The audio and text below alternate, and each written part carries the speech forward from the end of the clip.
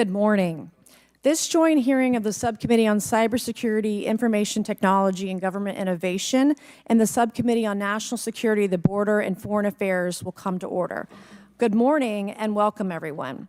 Without objection, the chair may declare a recess at any time, and I recognize myself for the purpose of making an opening statement right now. Good morning and welcome to today's historic hearing, which I'm co-chairing with Mr. Grothman, whose subcommittee held an important hearing on this topic last year.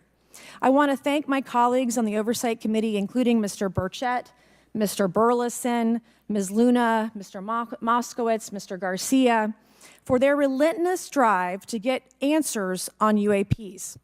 They've been steadfast in demanding transparency on the sightings reported by military pilots and armed forces. Their commitment to digging for the truth is exactly what this country needs to cut through the secrecy surrounding this issue. And many high-ranking individuals in the military and intelligence communities believe UAPs demand greater attention, and thus the purpose for this hearing today. Former National Security Advisor H.R. McMaster said on Bill Maher's program that, quote, "there are phenomena that have been witnessed by multiple people that are just inexplicable by the science available to us." Army Colonel Carl Nell, a member of the federal government UAP task force, said at a conference this past May that non-human intelligence exists, non-human intelligence has been interacting with humanity. This interaction is not new, and it's been ongoing, and there are unelected people in the government that are aware of that. But UAPs remain a controversial topic. I'm not going to name names, but there are certain individuals who didn't want this hearing to happen because they feared what might be disclosed. But we stood firm. No amount of outside pressure would ever keep me from pursuing a subject to ground, come hell or high water. On that score, I want to thank our witnesses for being here. We have before us a panel of individuals accomplished in the military, in civilian government, in science, and in journalism. Some of the testimony you will hear them deliver today does not reflect well on influential individuals and agencies within the U.S. federal government and perhaps some of our contractors. It's never easy to present such information publicly. So I appreciate our witnesses voluntarily agreeing to being here today. This hearing is intended to help Congress and the American people to learn the extent of the programs and activities our government has engaged in with respect to UAPs and what knowledge it has yielded. This includes, of course, any knowledge of extraterrestrial life or technology of non-human origin. If government-funded research on UAPs has not yielded any useful knowledge, we also need to know those facts. Taxpayers deserve to know how much has it been invested, how much has been spent. They shouldn't be kept in the dark to spare the Pentagon a little bit of embarrassment. The reality is, despite their enormous taxpayer-funded budgets, the transparency of the Defense Department and the intelligence community have long been abysmal. The Pentagon has failed 6 consecutive audits. In fact, it's never actually passed one.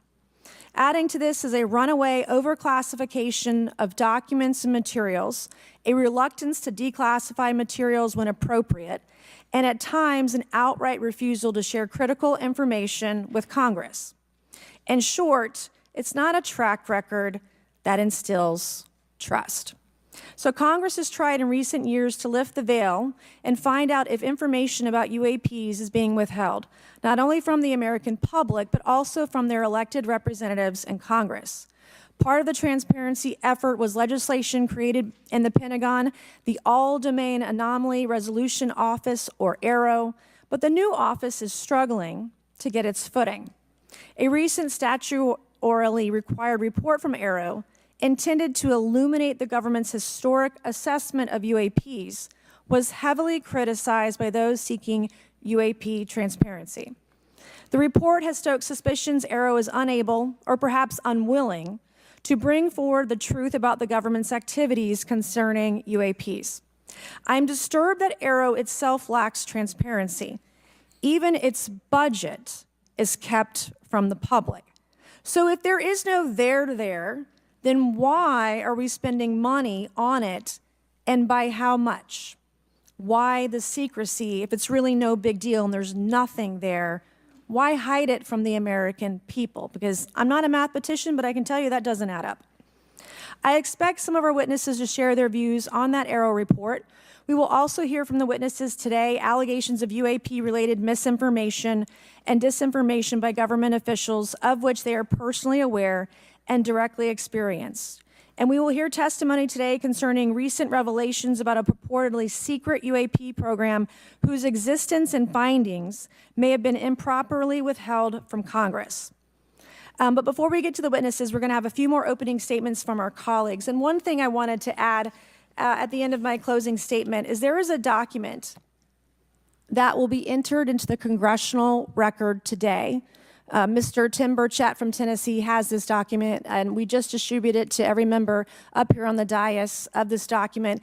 But this is going to be the original document from the Pentagon about Immaculate Constellation that Michael Schellenberger delivered to Congress today. So thank you, Mr. Schellenberger, for this information. We are all reading it in real time now, and Mr. Burchett will enter it into the record. But 12 pages about this unacknowledged special access program that your government says does not exist. So with that, I would acknowledge my colleagues, Mr. Garcia. I want to say, first of all, to Mr. Connolly, who cannot be here today, the ranking member on my subcommittee on cybersecurity, I want to say that I was greatly saddened to hear about the recent news of Mr. Connolly's cancer diagnosis, and I want to convey to him and to all of our colleagues, we wish our very best to you and a full and speedy recovery. And with that, I would acknowledge Mr. Garcia for 5 minutes. Thank you. Thank you very much, Chairwoman. And I want to thank the Chairwoman and the Chairman both for their continued support and really treating this this discussion and these hearings in a way that's bipartisan. I think one thing that's very important for all of us that are interested in the conversation around UAPs is that this is an area that both Republicans and Democrats, where we may disagree in a lot of other spaces, this is an area where bipartisanship is really important. And in fact, I would add it's critical that we all continue to work together in a way that moves forward with the truth and important disclosure. So we're here to have a bipartisan and serious conversation, I believe, about our national security. We should always ground these conversations in facts, evidence, and the data in front of us. I want to note that we have our witnesses here. I want to thank you all for being here, and note that also amongst you have folks that have also served us in our military. And I know that for many of you, this has been a difficult process, but I'm very grateful to have you with us today, and thank you for joining us. I also want to note that today's hearing builds on a quite, I think, also historic public hearing that we had many months ago that Mr. Grothman and others helped lead in this very same hearing room, where I believe we began a really important public conversation about UAPs. And so I want to thank him for that, and I especially want to thank Chairwoman Mays for her continued advocacy on this topic. I also want to start with some facts. We know that there are objects or phenomena observed in our airspace, as our witnesses will testify, and also possibly in our oceans. In many cases, we don't know what they are, and this is, of course, why we're discussing UAPs. Now, the All-Domain Anomaly Resolution Office, AARO, has reported hundreds of UAPs that remain, quote, uncharacterized and unattributed, and which, quote, appear to have demonstrated unusual flight characteristics or performance capabilities and require further analysis. This is our own AARO office. Now, we shouldn't prejudge what they might be. I'm certainly not going to. We need evidence. But what we are detecting things, and we know that we don't understand them, and this is worth investigating. Now, the American people have legitimate questions, and I believe it's critical that Congress should help address them. This is about the truth and science and facts. Now, transparency and faith in our institutions is vital in a good democracy. Now, I'm proud to say that this hearing will build on that important bipartisan work, and I want to thank everyone for being involved, including members of our committee. Now, in our last hearing in July, we heard testimony that a significant number of pilots of major airlines have witnessed UAPs as well, but have no real confidential way of reporting them to the government. We heard that commercial pilots who encounter UAPs may be hesitant to speak openly due to stigma or fear of retaliation. We also know that AARO has reported that, and I want to quote, that most reports still reflect a bias towards restricted military airspace, a result of reporting from military personnel and sensors present in such areas. And so the lack of ability for civilian pilots raises real safety concerns and limits our ability to understand UAPs. This is a particular piece of this conversation that I am very interested in. Now, our last hearing inspired us to introduce the Safe Airspace for Americans Act, joined by Chairman Grothwin, Chairwoman Mace, and a bipartisan group of co-sponsors. I see some of our leaders from Safe Airspace for Americans Act here, and that would create a safe reporting for UAP process, which we want to continue to do. Now, members of both parties and senior officials in multiple administrations have now taken an interest in this issue. Mainstream media, in many cases, are beginning to take more of an interest in this issue, and we should all be proud to carry that work and build confidence for the American people. I believe we can always be more transparent. To me, this hearing and others are simply about the truth and getting to the facts of what these UAPs actually are. It's very important that we show that Democrats and Republicans in Congress can work together to cut through misinformation and look for a serious and thoughtful way to have the discussion in public. Many of us have also called for additional public hearings to discuss UAPs. This should be a topic that continues on throughout the Congress so that we can gather more information, data, and work with the relevant agencies to gather more information. Finally, I just want to add that those that are here on this dais, many of us have participated also in classified briefings as well, and where we have also gained a lot of important, I think, and interesting information, at least I personally have. And so with that information, we want to continue today's hearing, and I thank all of our witnesses for being here. And with that, I'd like to yield back. Thank you, Mr. Garcia, and I'd now like to recognize Mr. Grothman for a 5-minute introduction. Thank you. Good morning. I'd like to thank our witnesses for being here one more time. This is a topic I've been interested in since 8th grade. I'd like to thank Ms. Mace for working with me on this topic and for making this a joint subcommittee hearing. Last year, the Subcommittee on National Security, the Border and Foreign Affairs held an historic hearing to understand the potential national security risk of unidentified anomalous phenomena, or UAPs. We heard from former Navy Commander David Fravor, who shared firsthand experience with a UAP engaged while on duty in the Pacific. We learned from David Gresh, a former member of the intelligence community, who revealed the supposed existence of secret government programs hidden from congressional oversight. Additionally, former military pilot Ryan Graves informed us of the limited ways in which the military and commercial pilots can report UAP sightings. Since that last hearings, I've led several briefings with government agencies to deepen my understanding with these issues. First, the Department of Defense Inspector General's Office informed us that the Department of Defense does not have a streamlined process for service members to report UAP activity. Since then, the Joint Chiefs have implemented standards for UAP reporting across the services. The Intelligence Community Inspector General informed us that whistleblowers often fear retaliation for reporting mismanagement of highly sensitive government projects or information. Finally, AARO has expressed to the committee that, like any other federal government agency, it's faced challenges in its establishment, specifically in hiring staff to manage UAP historical records and coordinating with other federal agencies. While these agencies have been helpful to us in understanding the challenges that come from collecting UAP data, none of them have been able to substantiate the claims made at this hearing last year by David Grush. Despite our committee members endlessly questioning these agencies inside and outside of a SCIF. I hope our witnesses today will be able to provide evidence and content that is worthwhile to our pursuits of eliminating government waste and increasing transparency. To help alleviate some of the roadblocks, I'm supportive of measures that were included in last year's National Defense Authorization Act to increase transparency and improve record-keeping measures when it comes to UAPs. But I believe there's still more work to go. I co-led the Safe Airspace for Americans Act with Ranking Member Garcia, which requires the Federal Aviation Administration to develop procedures to collect UAP data from civilian aviators. I look forward to working with members of Congress to see that this legislation and other UAP legislation crosses the finish line. I'm deeply alarmed by the reporting of the massive drone swarm that flew over Langley Air Force Base in Virginia last December. Langley is the home of the 1st Fighter Wing, which maintains half of the F-22s in the U.S. Air Force inventory. Reports of this incident indicate these drones were roughly 20 feet long, flying more than 100 miles an hour at an altitude of over 3,000 feet. yet the origin of these drones and their operators remains a mystery. This incident and other sightings near sensitive military installations highlights the complexity of the UAP challenge facing our intelligence, defense, and homeland security committees. Whether these phenomena are the result of foreign adversaries developing advanced technologies or something else entirely, we must take them seriously, investigate them thoroughly, and assess their implications on national defense. The repeated UAP sightings around sensitive military sites underscores the need for innovative defensive strategies beyond traditional measures. They also highlight the urgent need for updated policies to address emerging threats as well as more effective interagency cooperation and intelligence sharing. However, none of this is going to be possible without transparency.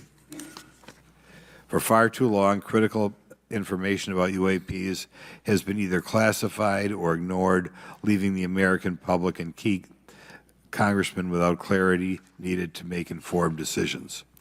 Declassifying reports and fostering a more open dialogue about UAPs will not only increase the public trust, but also encourage collaboration between government, the scientific community, and our allies. Quite frankly, there's been things that have been kept secret that is, I think, old enough that there is no reason it shouldn't be released, regardless of any so-called, private information. A transparent approach will allow us to share insights, identify patterns, and develop new strategic defenses.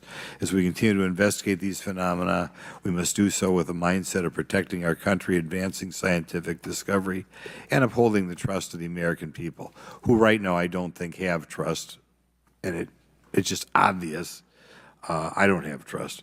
We cannot shy away from the unknown, especially when the stakes are so high. I look forward to discussing these matters with the witnesses today.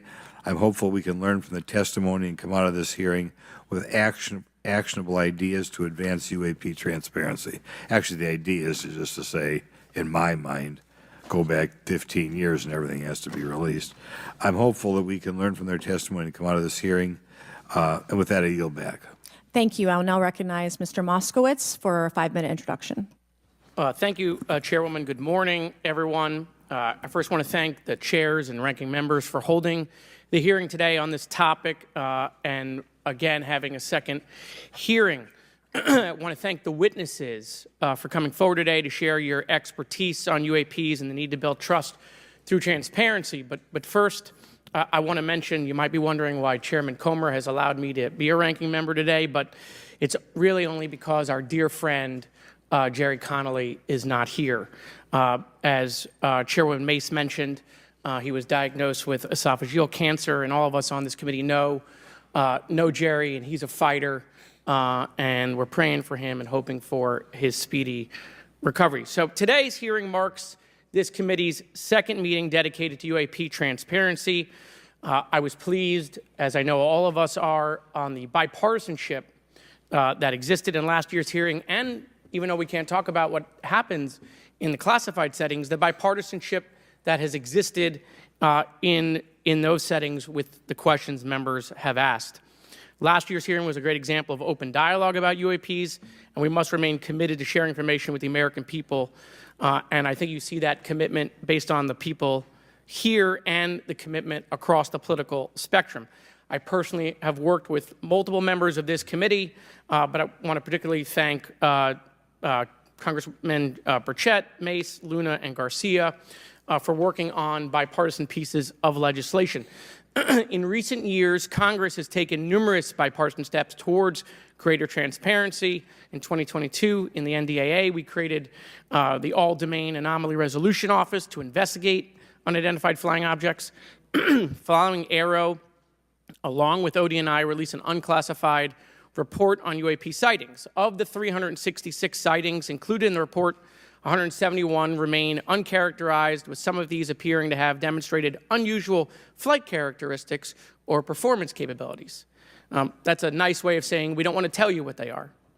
In March, Aero revealed a report on the historical record of U.S. government involvement with UAPs, which covered investigatory efforts going back from 1945 to the present day. Earlier this year, I joined Congressman Burchett to introduce the UAP Transparency Act, which would require the declassification of all documents related to UAPs with many other members of this committee. In fiscal year 2024, the NDA required the National Archives and Records Administration to establish the Unidentified Anomalous Phenomena Records Collection. This collection will include digital copies of all unidentified UAP records that can be publicly disclosed. This commitment in transparency is vitally important, and unnecessary overclassification has led to a void of information, which has allowed theories over the decades to foster. When the American people and members of Congress ask, are reports of UAPs credible, we're met with stonewalling. We're met with responses of, I can't tell you. And in fact, we're met with people not wanting us to have hearings. We're met with people not wanting us to ask you questions. In fact, many of us were told not to ask some of you certain questions on certain topics. In a time of heightened distrust of our government institutions, I believe more transparency is not only needed, but is possible. And obviously, we can respect national security limits, but we also have to provide our constituents with the information and oversight that they have tasked us for. As part of this, government agencies must maintain open lines of communication with members of Congress. And there are regular questions that Americans have. What are UAPs? Are they real? Are they ours? How has this technology been developed? How do they get funded? Right? And now we've seen this has gone from a long time ago where you could discredit people because it's some guy living in a Winnebago. You're able to see people now, these are pilots, these are military, these are folks with serious backgrounds. This has changed the face of this because now we have video. People will have questions. We know there are advanced technology programs. Almost 15 years ago, one of those came out of Area 51 to go after Osama bin Laden. And the only reason we know about that is because one of those helicopters was downed. Americans have questions about whistleblowers who have come forward to talk about retribution. And so I want to thank everyone for being involved today on trying to get more transparency. This has been bipartisan, bicameral, and as we get into a new administration, the president-elect has talked about opportunities to declassify information on UAPs, and I hope he lives up to that promise. And with that, I yield back. Okay, thank you, Mr. Moskowitz. And I would now, committee staff asked me to go ahead and I will do it, to enter into the congressional record this 12-page document that Michael Schellenberger brought today that describes the Immaculate Constellation government program. So we will do that now. Every member up here has a copy of it. The first section talks about the unacknowledged special access program called Immaculate Constellation, and the second section about USG imagery intelligence. And Representative Luna just told me if I say Immaculate Constellation, I'll be on some list, maybe a FISA warrant. So come at me, bro, I guess. But without objection, entered in the record. All right, so next we will introduce our witnesses for today's hearing. Thank you so much for being here. Our first witness is retired Rear Admiral Tim Gallaudet, who retired from the U.S. Navy and is now the Chief Executive Officer at Ocean STL Consulting. Our second witness is Mr. Luiz Elizondo, a former Department of Defense official and author of a recent bestseller book about UAPs. Our third witness is Mr. Michael Schellenberger, founder of the newsletter Public and author of a recent journalistic piece about special access programs, including one widely identified as Immaculate Constellation. I swear the staff wants me on a list. Okay. And our last witness today is Mr. Michael Gold, a former NASA official who is also a member of the NASA UAP Independent Study Team. Welcome, everyone. We are pleased to have you today. Pursuant to Committee Rule 9G, the witnesses will please stand and raise your right hands. This is where it gets real. Do you solemnly swear to affirm that the testimony that you are about to give is the truth, the whole truth, and nothing but the truth, so help you God? Let the record show that the witnesses all answered in the affirmative. We appreciate all of you being here today and look forward to your testimony. Let me remind the witnesses that we have read your written statements and they will appear in full in the hearing record. You guys may be seated. Please limit your oral statements to 5 minutes. As a reminder, please press the button in front of you so the microphone is turned on so that everyone in the room, members included, can hear you. When you begin to speak, the light in front of you will turn green. After 4 minutes, the light will turn yellow. When the red light comes on, your 5 minutes has expired, and we would ask that you please wrap it up. So I will first recognize Rear Admiral Gallaudet to please begin your opening remarks.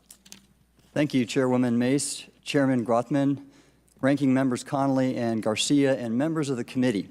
Thank you for this opportunity to testify today regarding Unidentified Anomalous Phenomena, or UAP. Confirmation that UAPs are real came to me in January of 2015 when I was serving as the commander of the Navy Meteorology and Oceanography Command. At the time, my personnel were participating in a pre-deployment naval exercise off the U.S. East Coast. It included the USS Theodore Roosevelt Carrier Strike Group, and this exercise was overseen by the United States Fleet Forces Command, led by a 4-star admiral who at the time was also my superior officer. During this exercise, I received an email on Navy's secure network from the operations officer of U.S. Fleet Forces Command.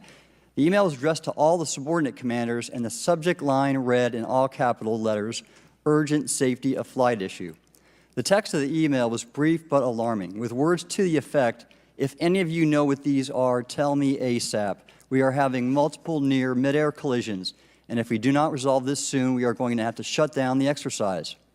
Attached to the email is what is now known as the Go Fast video, captured on the forward-looking infrared sensor of one of the Navy F-A-18 aircraft participating in the exercise. The now declassified video showed an unidentified object exhibiting flight and structural characteristics unlike anything in our arsenal. The implication of the email was clear. The author was asking whether any of the recipients were aware of classified technology demonstrations that could explain these objects. Because the DoD policy is to rigorously deconflict such demonstrations with live exercises, I was confident this was not the case. The very next day, that email disappeared from my account and those of the other recipients without explanation. Moreover, the commander of Fleet Forces Command and the operations officer never discussed the subject. Even during weekly meetings specifically designed to address issues affecting exercises like the one in which the Theodore Roosevelt Strike Group was participating. This lack of follow-up was very concerning to me. As the Navy's chief meteorologist at the time, I was responsible for reducing safety of flight risks. Yet it appeared to me that no one at the flag officer level was addressing the safety risk posed by UAPs.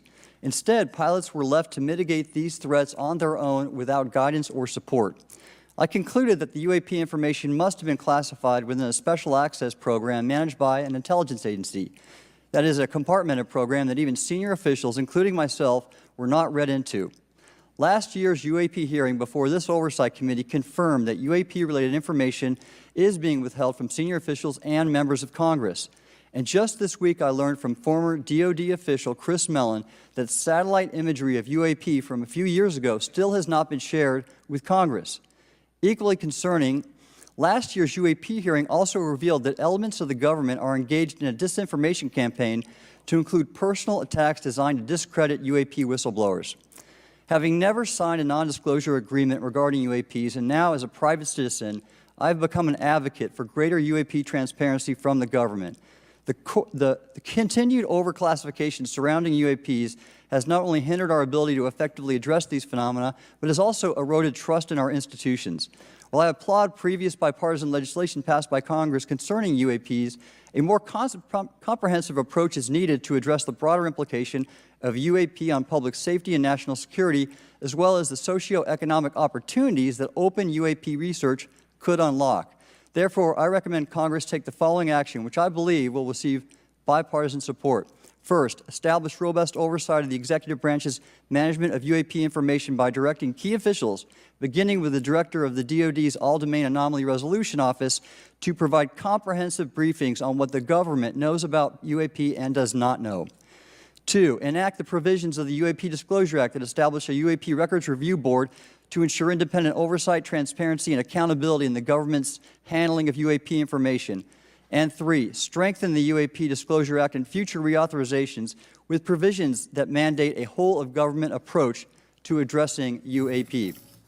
In closing, I will share my personal reasons for speaking out on this topic.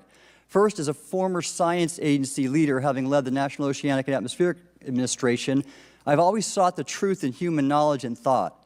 Now that we know UAP are interacting with humanity, and these include unidentified submerged objects in the ocean, we should not turn a blind eye, but instead boldly face this new reality and learn from it. Additionally, at a time when leaders in government leave much to be desired, I feel obligated to show moral leadership on this issue of UAP disclosure by validating the credibility of the courageous men and women who have come out as witnesses and whistleblowers to expose the truth. My speaking out has encouraged others to do the same, and it's my hope over time that a number of your constituents will want to know the truth and about UAP, and this number will increase to such an extent that the congressional action I have just recommended will become inevitable. Thank you, and I look forward to your questions. Thank you. I will now recognize Mr. Elizondo for his opening statement. Greetings, Chairwoman Mace, Chairman Grothman, Ranking Members Connolly and Garcia, and members of the committee. It is my honor and privilege to testify before you on the issue of unidentified anomalous phenomenon, formerly known as UFOs. On behalf of our brave men and women in uniform and across the intelligence community, as well as my fellow Americans who have awaited this day, thank you for your leadership on this important matter. Let me be clear. UAP are real. Advanced technologies not made by our government or any other government are monitoring sensitive military installations around the globe. Furthermore, the U.S. is in possession of UAP technologies, as are some of our adversaries. I believe we are in the midst of a multi-decade secretive arms race, one funded by misallocated taxpayer dollars and hidden from our elected representatives and oversight bodies. For many years, I was entrusted with protecting some of our nation's most sensitive programs. In my last position, I managed a special access program on behalf of the White House and the National Security Council. As such, I appreciate the need to protect certain sensitive intelligence and military information. I consider my oath to protect secrets as sacred, and I will always put the safety of the American people first.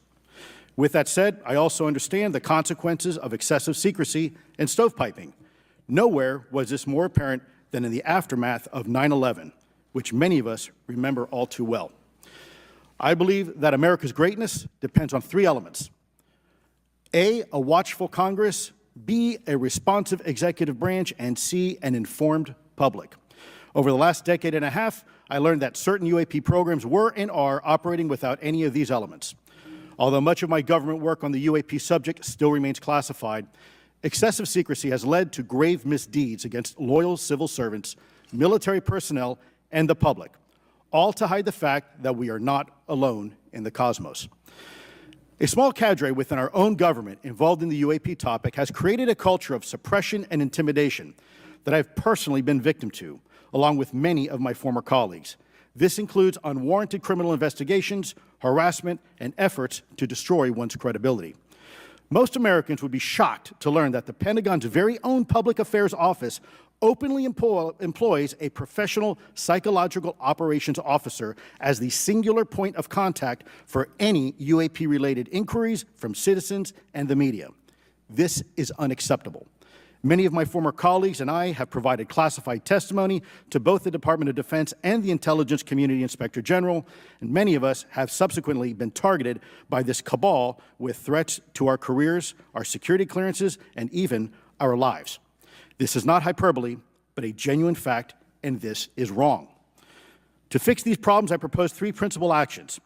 First, Congress and the President should create a single point of contact responsible for a whole-of-government approach to the UAP issue. Currently, the White House, CIA, NASA, the Pentagon, Department of Energy, and others play a role, but no one seems to be in charge, leading to unchecked power and corruption. Second, we need a national UAP strategy that will promote transparency and help restore the American public's trust at a time when the public's trust is at an all-time low. This strategy should include a whole-of-government approach, including the academic and scientific communities, the private sector, and our international partners and allies. Third, Congress should create a protected environment so whistleblowers desperate to do the right thing can come forward without fear. As it currently stands, these whistleblowers suffer because of stigma, a code of silence, and concerns about retaliation. These whistleblowers should be encouraged to come forward in ways that protect them against any forms of retaliation. Policies and procedures should ensure that protection. And for those who refuse to cooperate, it is up to the members of this committee and the other lawmakers to wield their subpoena power against hostile witnesses and prevent additional government funding to those UAP efforts that remain hidden from congressional oversight. In closing, we as Americans have never been afraid of a challenge. In fact, we thrive on them, whether it's eradicating polio or going to the moon. We don't run from a challenge, we take it head on.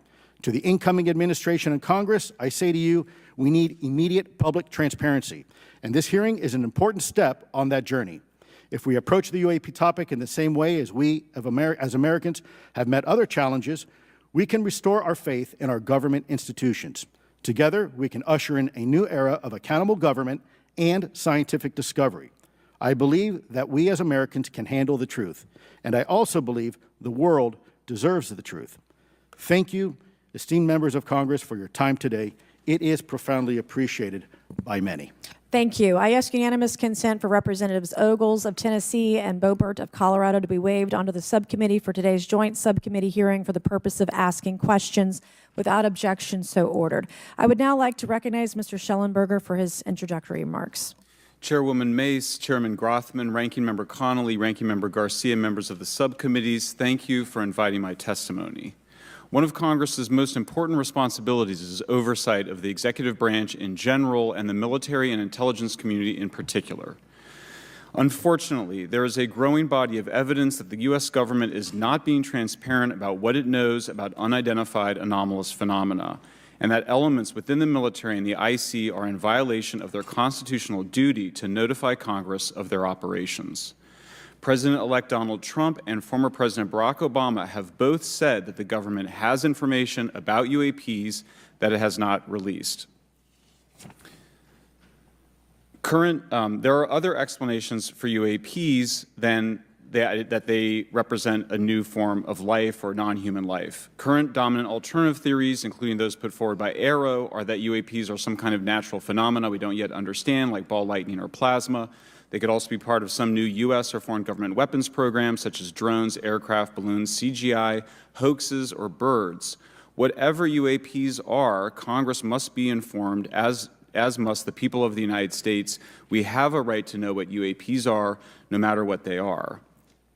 However, we now have existing and former U.S. government officials who have told Congress that Aero and the Pentagon have broken the law by not revealing a significant body of information about UAPs, including military intelligence databases that have evidence of their existence as physical craft. One of those individuals is a current or former U.S. government official acting as a UAP whistleblower. This person has written a report.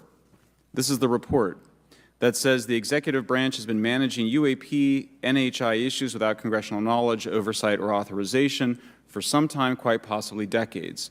Furthermore, these individuals have revealed the name of an active and highly secretive DoD unacknowledged special access program, or USAP. The source of that document told me that the USAP is a strategic intelligence program that is part of the U.S. military family of longstanding, highly sensitive programs dealing with various aspects of the UAP problem. The new UAP whistleblower claims that the U.S. military and IC database includes videos and images taken using infrared, forward-looking infrared, full-motion video, and still photography. The report that was just shared with Congress says Immaculate Constellation serves as a central or parent USAP that consolidates observations of UAPs by both tasked and untasked collection platforms.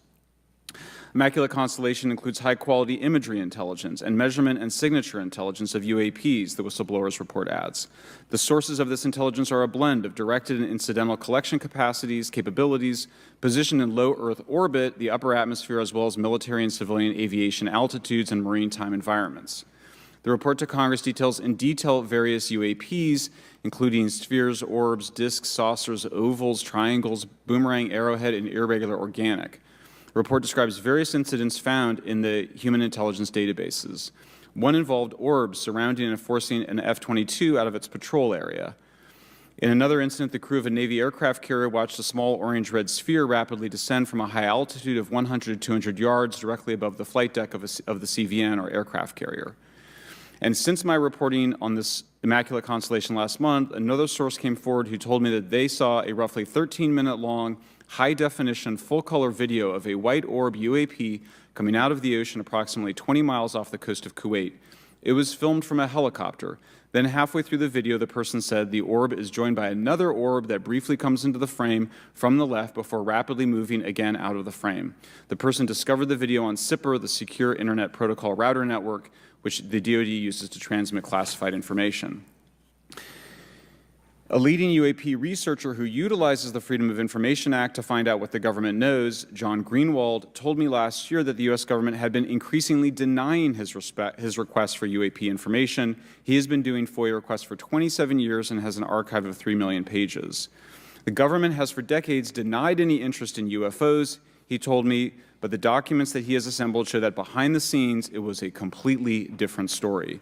Contrary to the hopes of many advocates of transparency, the government has been restricting more information since the leak of 3 UAP videos in 2017.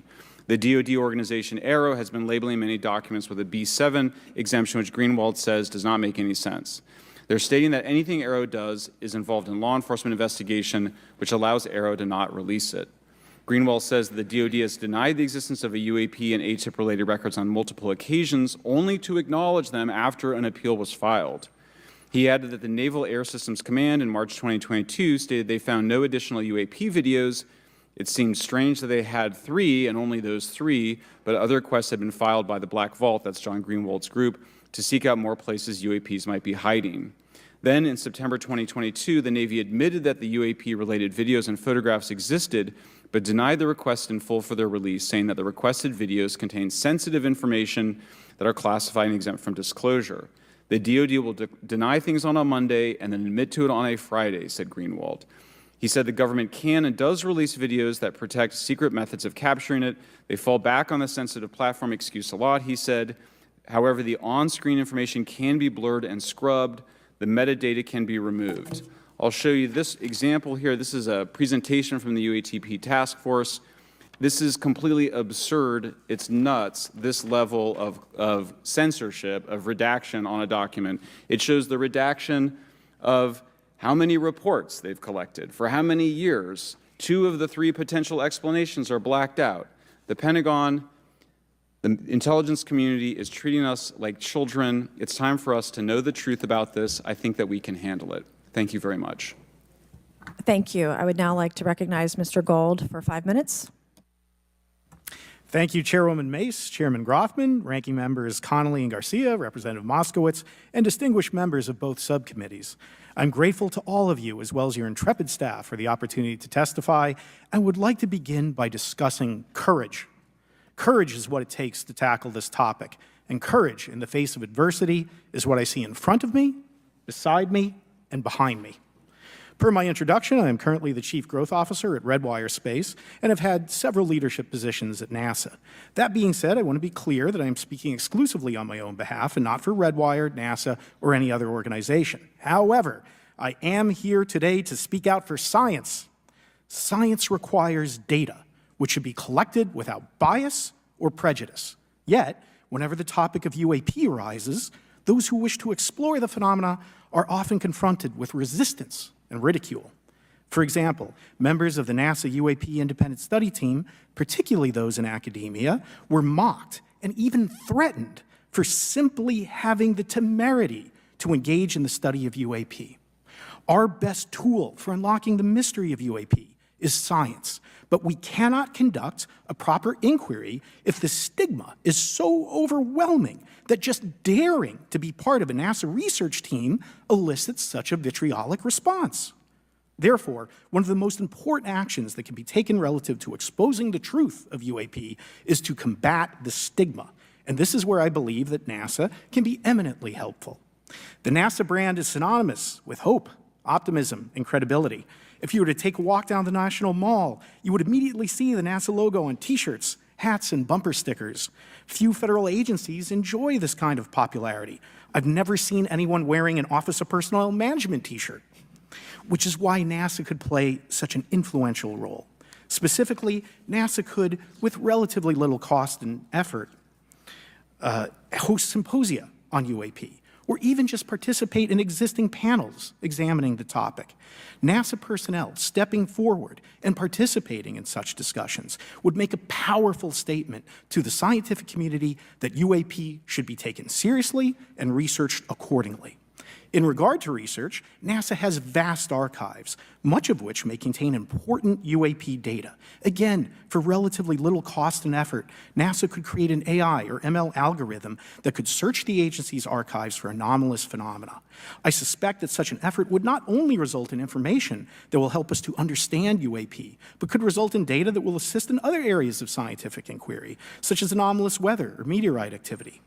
Beyond its existing archives, NASA could act as a clearinghouse for civilian and commercial UAP data. During my work on the UAP independent study team, it quickly became evident that there is no clear or well-publicized process for civilian pilots to report UAP sightings. The stigma associated with UAP hampers the number of pilots that would report such phenomena, but even for those who overcome the stigma, I believe the current FAA guidance is largely unknown and poorly understood. In order to effectively collect UAP data, the independent study team recommended the use of NASA's Aviation Safety Reporting System, or ASRS. This system, which is administered by NASA and funded by the FAA, provides a confidential means for the reporting of safety violations in a voluntary and non-punitive manner. Over 47 years, the ASRS has collected nearly 2 million reports. ASRS is the perfect tool to collect UAP data, which could then be collated by NASA and shared with the public at large. Leveraging ASRS could create a treasure trove of UAP data, potentially hundreds of thousands of reports, supporting this hearing's goal of exposing the truth. And I'm grateful to our two co-chairs and other members who have already incorporated this idea into proposed legislation. At this hearing, and as others have demonstrated, the UAP issue is justifiably dominated by national security and defense.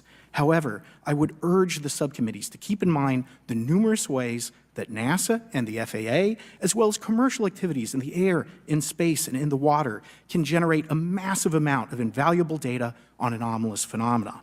I cannot help but be excited by the potential for such an endeavor, since scientific discovery is driven by anomalies.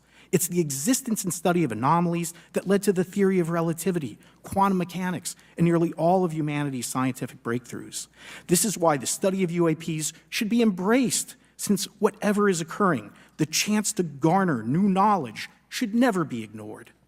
We must be thorough in collecting information, fearless in making conclusions, and open to following the data, no matter how mundane or extraordinary the results may be. I began this testimony by praising the Joint Subcommittee members for their courage, and I will end by echoing that sentiment. As the saying goes, the truth is out there. We just need to be bold enough and brave enough to face it. Thank you. Thank you. Thank you all. I will now recognize myself for 5 minutes of questioning. I have a lot of questions, and I have a lot of witnesses. So I would just ask, if it's yes or no, to please just tell me yes or no. If it requires more than that, be very succinct, because I would like to go down the line and ask as many questions as possible. So for the Admiral this morning first, former DoD official Chris Mellon reached out to you about satellite imagery from 2017 that depicts a UAP. What were the dates in 2017 when this occurred? I can't share with you the details, ma'am, but I can do it in a closed setting, and I can also tell you the agency that wrote a report on it. Okay, so who has the imagery? I can tell you that in a closed setting. Can you describe what was depicted in the satellite imagery? Just a description. It was a UAP, ma'am.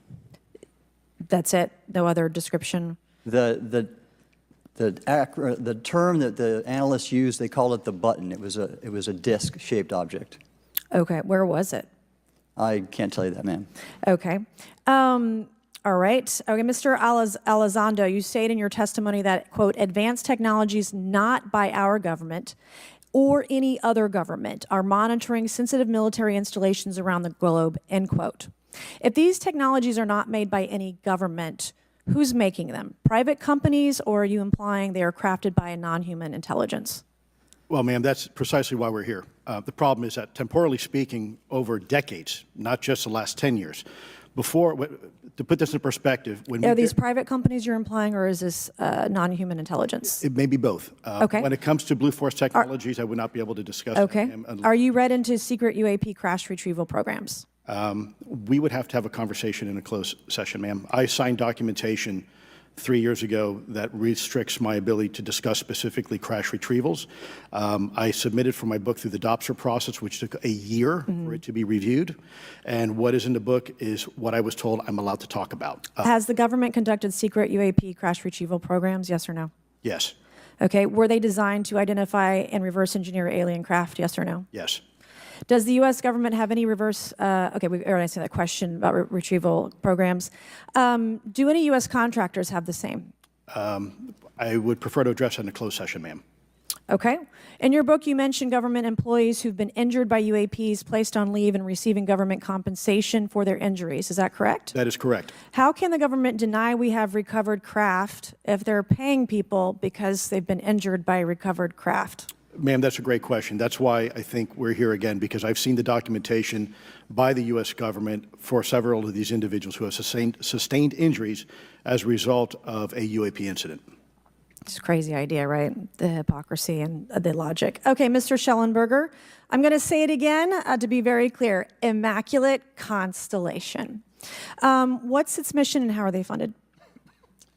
Its mission is to, as I stated, its mission is to, it's an unacknowledged special access program. Its mission is to document UAPs. Okay, and do you, for your story and your report, do you have more than one credible source? I do. Sourcing, okay. I do. And then why do you believe your sources to be credible? How do you judge the veracity of the documentation you've been provided about this program? I checked the sources, and they are who they say they are. They are current or former government officials. I wanted to also add that I did not specify that they were Defense Department employees. I didn't specify the agency nor the gender. Would they have included non-government employees, people that aren't employed by the government? These are, I'm comfortable saying that these are government or previously government employees. Any of them currently employed by a private contractor or private contractors? I'd rather not say. Okay. What's the key takeaway, just a few seconds, about the Immaculate Constellation document you provided us today?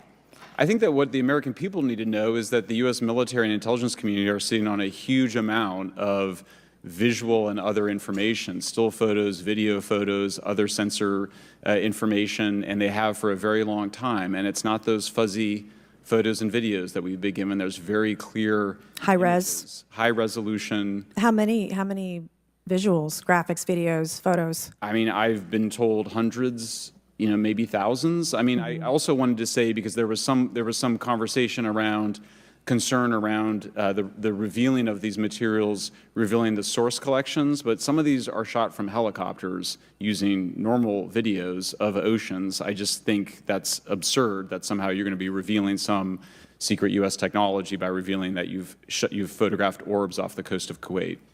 Okay, thank you. I have 8 seconds. Mr. Gold, did the NASA independent study team get briefed on what you call OSAP?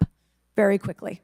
I flagged the Advanced Aerospace Weapons System Application Program to our chair and our DFO. We did not get briefed, but I believe it is definitely worth looking into. That was probably the largest UAP review effort ever, and I think produced a lot of interest data, including revealing Nimitz. I don't know if my fellow witness Lou might want to, he did yeoman's work on it, might want to comment.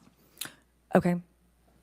All right, I'm going to turn to Mr. Moskowitz, who will be recognized for 5 minutes of questioning. Thank you, Madam Chairwoman. So, Mr. Gold, you gave a whole diatribe for a couple of minutes about UAPs, science, data collection, stigma. A lot of non-believers in all of this would just ask a very simple question. Why? Why is it so hard? Right? Like, why are people, anytime they ask, why are they always thwarted? Why are they always judged? Why is they always have misinformation spread? Why is there always retribution? Why is it always met with an ear? What's the why? If it doesn't exist, why is it such a problem?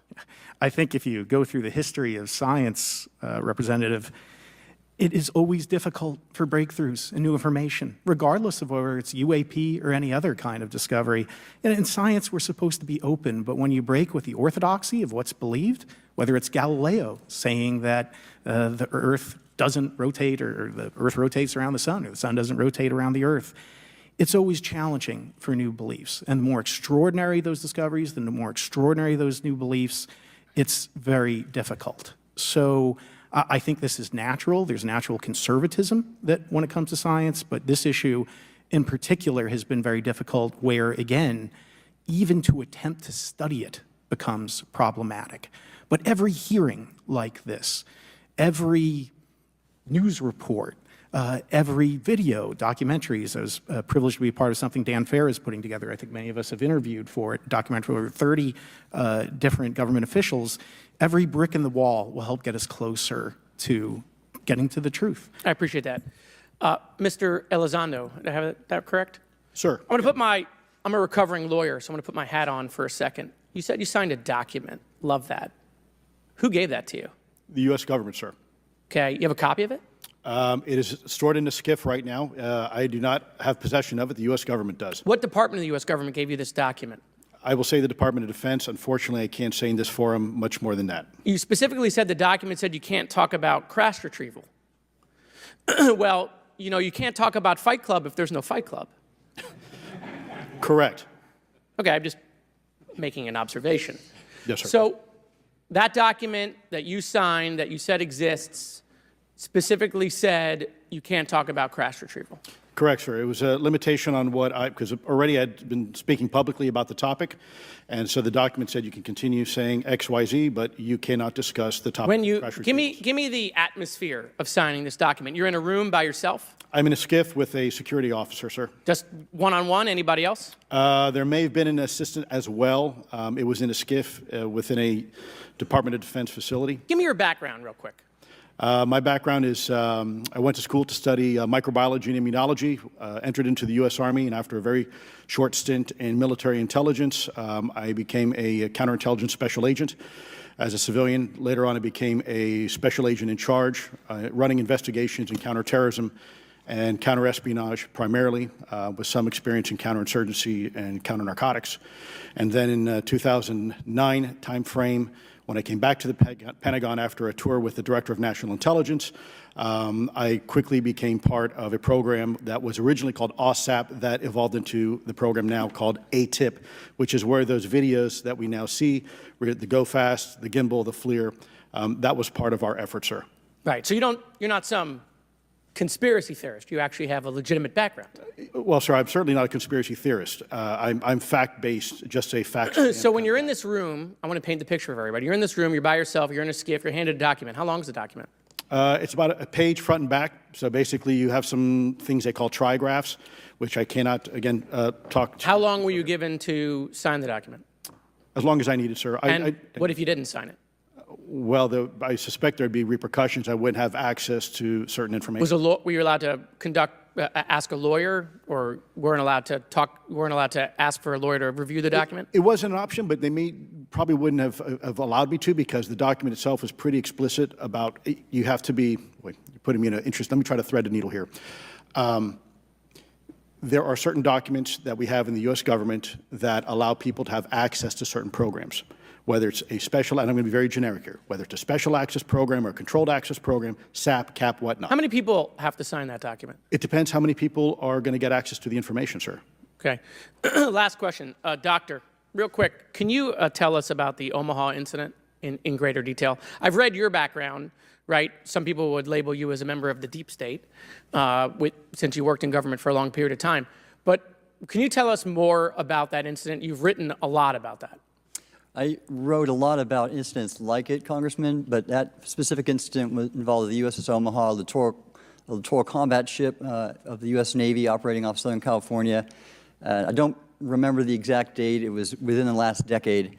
And what the watchstanders on the bridge observed was a UAP, again, something that was aloft but had no observable exhaust or control surfaces. So it was something that couldn't be explained. And then they saw it enter the water from the atmosphere and going through the air-sea interface, and so thus exhibiting transmedium travel. Thank you. I yield back. Thank you. I'll now recognize Mr. Grothman for 5 minutes of questioning. Yeah, we'll start with Mr. Gallaudet. During a previous UAP hearing, Navy Commander David Fravor discussed the TikTok object engaged in 2004. Are you familiar with the incident, the TikTok incident? Yes, sir. And that's almost 20 years I'll go, right? Yes, sir. It's been said there are more videos, documents, and reports related to this incident. Do you believe the information regarding the TikTok incident should be available to all members of Congress? And in your expertise, what reason would the Department of Defense possibly have for not releasing information that's over 20 years old? Thank you, Congressman. I don't think there's any good reason to withhold information and important data, especially of national security concern from Congress. Well, what would they say? I will speculate, sir, that they don't want to share that kind of information because it reveals weaknesses in our ability to monitor and protect our airspace. Okay. In your written testimony, you claim last year's UAP hearing before this Oversight Committee confirmed that UAP-related information is, well, it's not only being withheld, but that elements of the government are engaging in a disinformation campaign to include personal attacks designed to discredit UAP whistleblowers. Could you elaborate on that statement a little? Yes, sir. Earlier this year, I met with the DoD's All-Domain Anomaly Resolution Office, and what I thought would be a 90-minute meeting just to meet with leadership turned out to be an hours-long influence operation on me, where they attempted to convince me of the validity of the very flawed and error-ridden historical records report. In addition, they tried to have me question very valid UAP reports like the Tic Tac incident, and even coming to stating possibly that the Tic Tac was American technology. And then, of course, if you ask David Fravor or Alex Dietrich, the two witnesses, they were convinced it was otherwise. And then, and they also cast discredit on various UAP whistleblowers and witnesses to question their validity and credibility as witnesses. Okay. We'll go to Mr. Elizondo. Hope I got that right, or not at least Close not enough, that right. You're familiar with the recent drone incursion over Langley Air Force Base? Yes, sir. The owners of these drones remain unclear. The U.S. military has not been able to give us in Congress an answer. Given your experience with the Department of Defense and the intelligence community, how frequently are UAP sightings over military installations?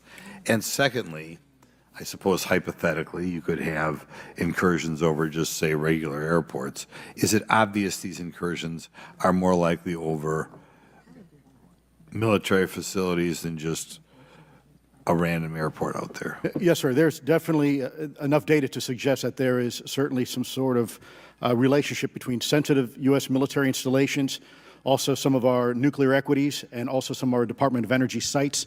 There is a long historical record that some of your colleagues may have, documentation that demonstrates this. This is not a new trend. This has been going on for decades, and that information's been obfuscated, unfortunately, from folks like you in this committee. And I think that's problematic because ultimately, at the end of the day, we have a significant situation here. We have something that can enter into U.S. airspace completely with no attribution. And how long has this been going on? Sir, decades. And there's information that will hopefully be entered into the record. Can you think of any possible reason why they can't release any information they have on something, say, 15 or 20 years old? Sir, if I could echo my colleague here, Admiral Gallaudet, I think one of the big issues that we have in the intelligence community, Department of Defense, is we don't want to broadcast any potential vulnerabilities or weaknesses in our national defense systems or on intelligence collection platforms. Therefore, when you have a conversation where you address a problem for which there is no solution, it makes that a very uncomfortable conversation to have. Okay, we'll switch to Mr. Schellenberger. The primary reason you're here today is because you published an article on the news publication that you own called Public, right? Alleging that a new unnamed government whistleblower has come forward asserting that a highly classified program exists dedicated to recovery and reverse engineering of UAP technologies. Can you give us what specific evidence you have or that your source provided you to substantiate the claims about the existence of the Immaculate Constellation program? Well, you have the report in front of you now, so you can see it for yourself. I checked the report, and I did not find it based on existing cases. It was new cases for me. I hadn't found anybody, so that answered for me that it was not obviously circular reporting, which is one of the big concerns in this space. I also had the name of the program confirmed by more than one additional source. So yeah, and then of course I checked to make sure that the source was who they claimed to be. Okay. I should also say that when I said before it was this database, it is a much broader program than that. It also includes human intelligence, and then, as you mentioned, the retrieval and the reversal. Any knowledge of what country these things originated in? No, I have no idea. Okay. Okay, I will now recognize Mr. Burchett for 5 minutes of questions. Thank you, Chair Lady. I request unanimous consent to enter into the record documents provided to us regarding legacy UAP programs and psychological operations. Luiz Elizondo. So ordered. I also want to thank my buddy Jeremy Corbell for providing us documents and access to some whistleblowers. Mr. Elizondo, what is your last position with the federal government? Sir, I was the Director of National Program Special Management Staff managing a White House Special Access Program on behalf of the National Security Council. How would you characterize UAPs? An enigma, sir, and a frustration. We're talking about technologies that can outperform anything we have in our inventory. And if this was an adversarial technology, this would be an intelligence failure eclipsing that of 9/11 by an order of magnitude. Are there classified Department of Defense materials related to UAPs that you believe could be safely disclosed to the public without compromising national security? Yes, sir, I do. I would never, ever try to endorse providing some sort of information that could compromise what we call a blue force technology or capability. But I do believe there's a lot of information regarding this topic, and I've been very vocal about it, that should be shared not only with the public, but most importantly, with members of Congress. Are you familiar with my friend David Grush? Absolutely, sir. I had the privilege and honor of working with him myself several years ago at U.S. Space Force. Last year, as you know, he testified that the U.S. has run a multi-decade UAP crash retrieval and reverse engineering program. Would you agree with that? Yes, sir. Are there UAP programs operating without proper congressional oversight? 100%. What are they? Unfortunately, sir, I would have to have that conversation in a closed session. I know you said that, and a lot of people are frustrated with those kind of answers, but we're asking those kind of questions so you all know what the heck we're up against. You also mentioned in your opening statement that the Pentagon's Public Affairs Office employs a psychological operations officer as the singular point of contact for UAP-related inquiries. Why the heck would they do that? Sir, that's a great question. I would ask the Pentagon. There's a long history here of that individual providing misleading and false information to the public through various news outlets and media outlets in order to discredit this topic. I've personally been victim to it. We have the documentation to substantiate where this information has been absolutely inaccurate, that has been provided time and time again, and it turns out that that individual was also working with former leadership of Aero at the time as well. And we punish them by giving them multi-million dollars more than they ask for every year. Admiral Gallaudet, you mentioned in your opening statement on an email you received from the operations officer of the Fleet Forces Command regarding unknown objects almost colliding with U.S. military planes. Did anyone respond with knowledge of what the objects were? I received no response, sir. Did the exercise get canceled? The exercise did not get canceled. Why do you think the commander of Fleet Forces operations officer never discussed the incident again? Sir, I'm speculating because I didn't have an exchange with him, but I believed it to be part of a special access program, the information and the video, which we have known now it was, and he realized he couldn't share that openly with the recipients of the email, and therefore the email was pulled from everybody's account. Again, tell us what happened to the email from the commander of Fleet Forces. The day after I received it, and all the other recipients received it, which were all the subordinate commanders of U.S. Fleet Forces, so 1- and 2-star admirals, including strike group commanders, the email was wiped or deleted from our accounts, Okay. and then no one talked about it. All right. Have you specifically had any experience with submersible objects? Sir, I've no personal experience, but I've had witnesses on submarines come to me and say they've seen on sonar data. Correct. Okay. Yeah, how would USOs. how would you characterize those, and how do they move? The one instance that was revealed to me was in the 80s on a nuclear-powered submarine, a ballistic missile submarine, that the object exhibited the characteristics of a Russian torpedo in terms of its speed of movement, and closing rate with the submarine, and then it slowed and followed the submarine slowly in its wake for a period of minutes, and then rapidly exited the scene. And nothing that we know of and technology-wise could replicate that. And the speed of these objects was faster than anything that we have or anybody else has that would be manned. Is that correct? It was on the order Underwater. of a torpedo. So Yes, sir. Yes, sir. But as it exited, Well, I don't characterized- exactly know how fast a torpedo is, but I expect it does better than my old outboard Scott Atwater, so I'll take that as a yes. Yes, sir. Okay. Have you experienced any experience with the All-Domain Anomaly Resolution Office, AARO? Yes, Congressman, as I mentioned previously, I have met with them. Okay.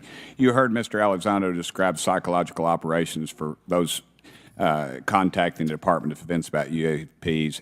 You mentioned a similar influence operation by AARO. Why are federal agencies invested in running information operations about UAPs if they do not exist? Yes, sir. But I'll make a statement on AARO's behalf. They have new leadership. The office has reached out to me to meet again, and I take that as a good faith effort, and we'll see where that goes. Thank you, Chair Lady. I've run over. Thank you. Thank you, Mr. Tennessee. I would now like to recognize Mr. Higgins. You're the king of Tennessee. Mr. Higgins, you're recognized for 5 minutes of questions. Thank you, Madam Chair. Mr. Elizondo, Mr. Schellenberger notes in the report that we've been given for this hearing. I believe, Mr. Schellenberger, let me shift. You are the author of this report? I'm sorry, sir, I'm not the author Mr. of... Schellenberger, were you the author of this report? No, I was no not. name on it. No, Do you know the author? I do. You do. And how would you estimate that madam or gentleman, the author? The person is a current or former U.S. government employee. And it states here that this is the public version of the author's report. Yes. So where might one find the non-public version of the author's report? I don't know the answer to that. Would that be with the Department of Defense? I don't know. But you do know the author. I do. You know what the author's sources were? The author's sources are described in the report. These databases, the Immaculate Constellation. Right, but you expressed some confidence in the sources I would. earlier in I do. testimony. You expressed confidence. So do you know those sources? I do. Are they within the Department of Defense? I can't say. You can't say or you won't say? I won't say. Okay, why not? Because I protect my sources, and I think the reason. But you're not naming them. It's a big department. But many of us on my side of the aisle would say it's far too big. So you're talking about the Department of Defense, sources from within the Department of Defense? I'm not willing to reduce the Okay. potential universe of where my sources might be. Okay, moving on. In this report, Mr. Elizondo, for reference, several types of allegedly alien craft or possibly alien craft or unknown aerial phenomena, what we used to call UFOs, are described. Spheres and orbs, discs and saucers, oval or tic-tac, triangular shape, boomerang and arrowhead, and irregular or organic. Mr. Elizondo, does that summarize to you the types of craft that we're discussing today? Sir, that is a general morphology, historically speaking, of many UAP. So those descriptions are very different craft. Is it your assessment that they would come of different origins? It's possible, but it's also could be in sense a matter of utility. And let me just say for the record, I never read the report that or the article that Mr. Schellenberger put out. The reason That's is a good point. We're just referencing it. Yes, sir. For descriptive purposes for the American people. Mr. Schellenberger, in this report, it's striking to me that regarding the descriptions of experiences with these various craft, several of them include biological effects and several do not. Are you familiar with what I'm talking about? Yes.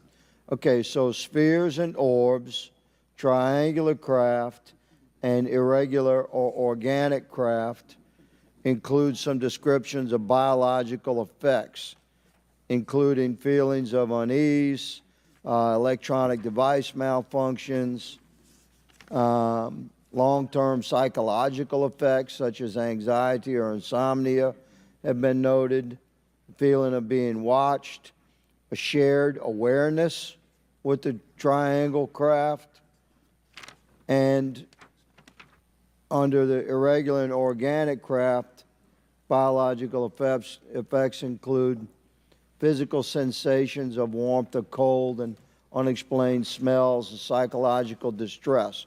So these are very specific descriptions of the reactions of human beings, which allegedly have been noted from a study here, a report. All of those experiences would have been described by the sources that the author used.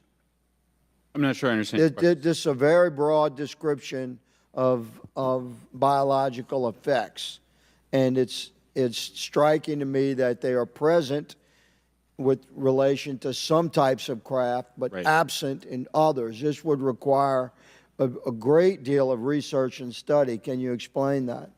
My understanding is that this is the database is very large. It includes both the images, the videos, the still images, as well as the human intelligence, the reports, the raw data from individuals having these experiences. So in answer to your question, yeah, I mean, I think we're looking at a very large amount of data collected over many decades.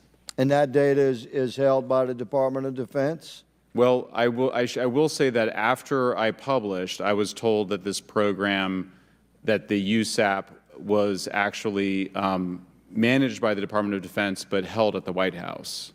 Roger But that. that's a single source, and I don't have multiple sources to verify that. Thank you, sir. I did my best to trick an answer out of you, but I was partially successful. Madam Chair, I yield.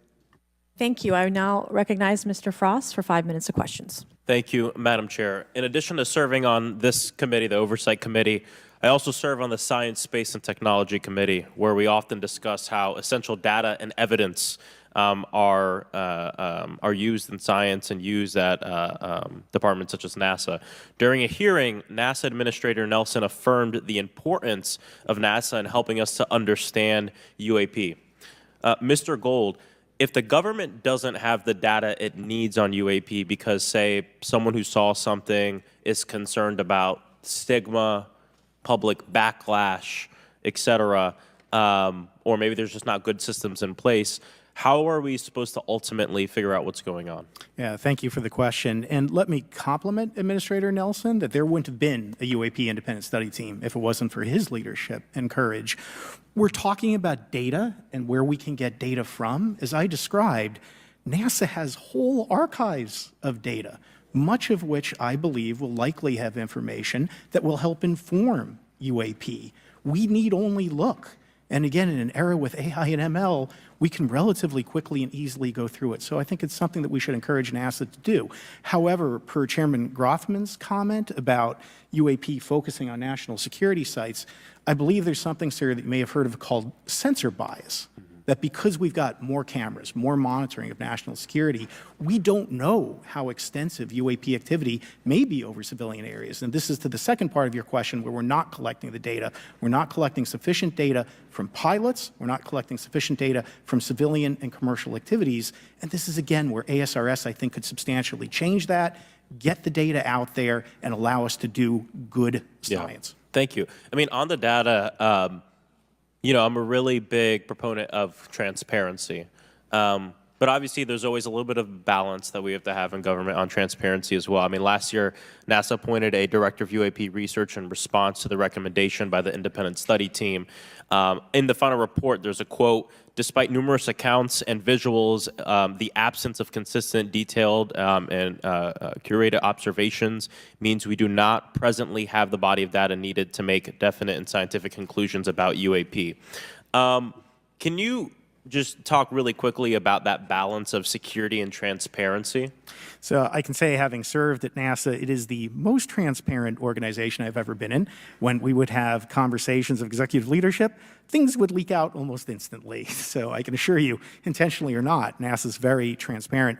I don't know if many of you have worked with engineers or scientists. They love to talk. So I believe that NASA is a paradigm of transparency, but we must have the ability and the data to be able to be transparent with. And if we're not gathering that, if we're not looking at it, then we can't bring NASA into the game and get to that good science that you need. You know, it was about a year ago, I was touring a facility with a pretty senior government official. We went by a certain hangar, and they said, yeah, that's, you know, a company leases that out. We don't really know what's going on in there. We have no way of knowing what's going on in there. And there was a few of those, in fact, while we were driving around this facility. To what extent do you think that some of the UAP out there comes from off the books or unauthorized experimental aircraft? I mean, I think probably the vast majority of UAP are drones, experimental aircraft, weather conditions, which is, again, why I say if we review the data, I think we're going to discover a lot about things we weren't even thinking about. But there is a percentage that isn't. And looking into those anomalies is how discoveries will be made. And relative to science, Congressman, if I can say, when NASA studies black holes, when NASA studies galaxies, we have instruments that are tailored to do so. With UAP, we're using cockpit gun cameras or cell phones.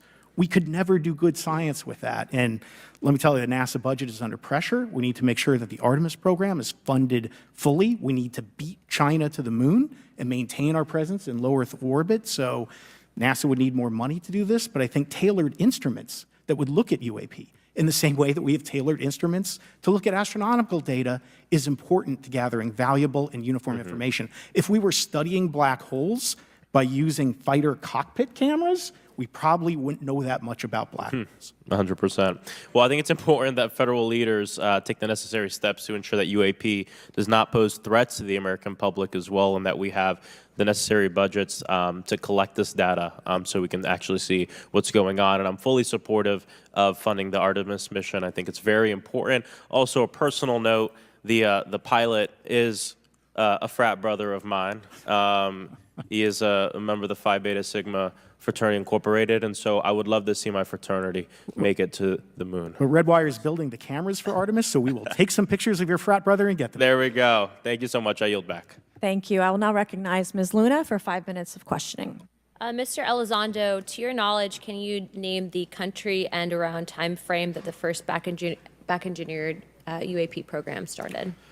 Ma'am, unfortunately, I would not be able to have that conversation in public. Can anyone on the panel name that? I cannot. None of you?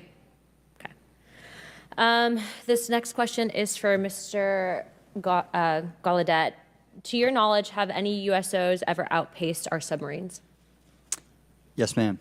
At what magnitude? I don't have the exact speed, but again, a witness came to me, a credible former submarine officer who observed it on sonar data. And this was in the 80s in the North Atlantic during a storm, and it outpaced his submarine by orders of magnitude. Are you aware of any hotspots that currently exist off our shores in North America? Not with sufficiently credible data, ma'am. Okay, we've heard reports of there potentially being hotspots, maybe entry and exit points. Have you heard of any of that? I have not, ma'am, but my colleague here, Mr. Elizondo, does discuss some USO activity that he's observed in certain DoD databases. Mr. Elizondo, in regards to these aircraft being piloted by whatever they might be, non-human biologics, would you agree that it's likely that they are being piloted by some mind-body connection? Ma'am, I think it is safe to presume here that they are being intelligently controlled because some cases seem to anticipate our maneuvers, and in other cases they seem to, I came across an email where the word stalked was used in a very secure email between Navy officers discussing their ships being pursued by a UAP. In our previous panel, we had Grush, and he had testified to say that some of these were interdimensional beings. Can you speak on that at all? Ma'am, I'm not qualified, certainly as a scientist or otherwise, to speculate points of origin.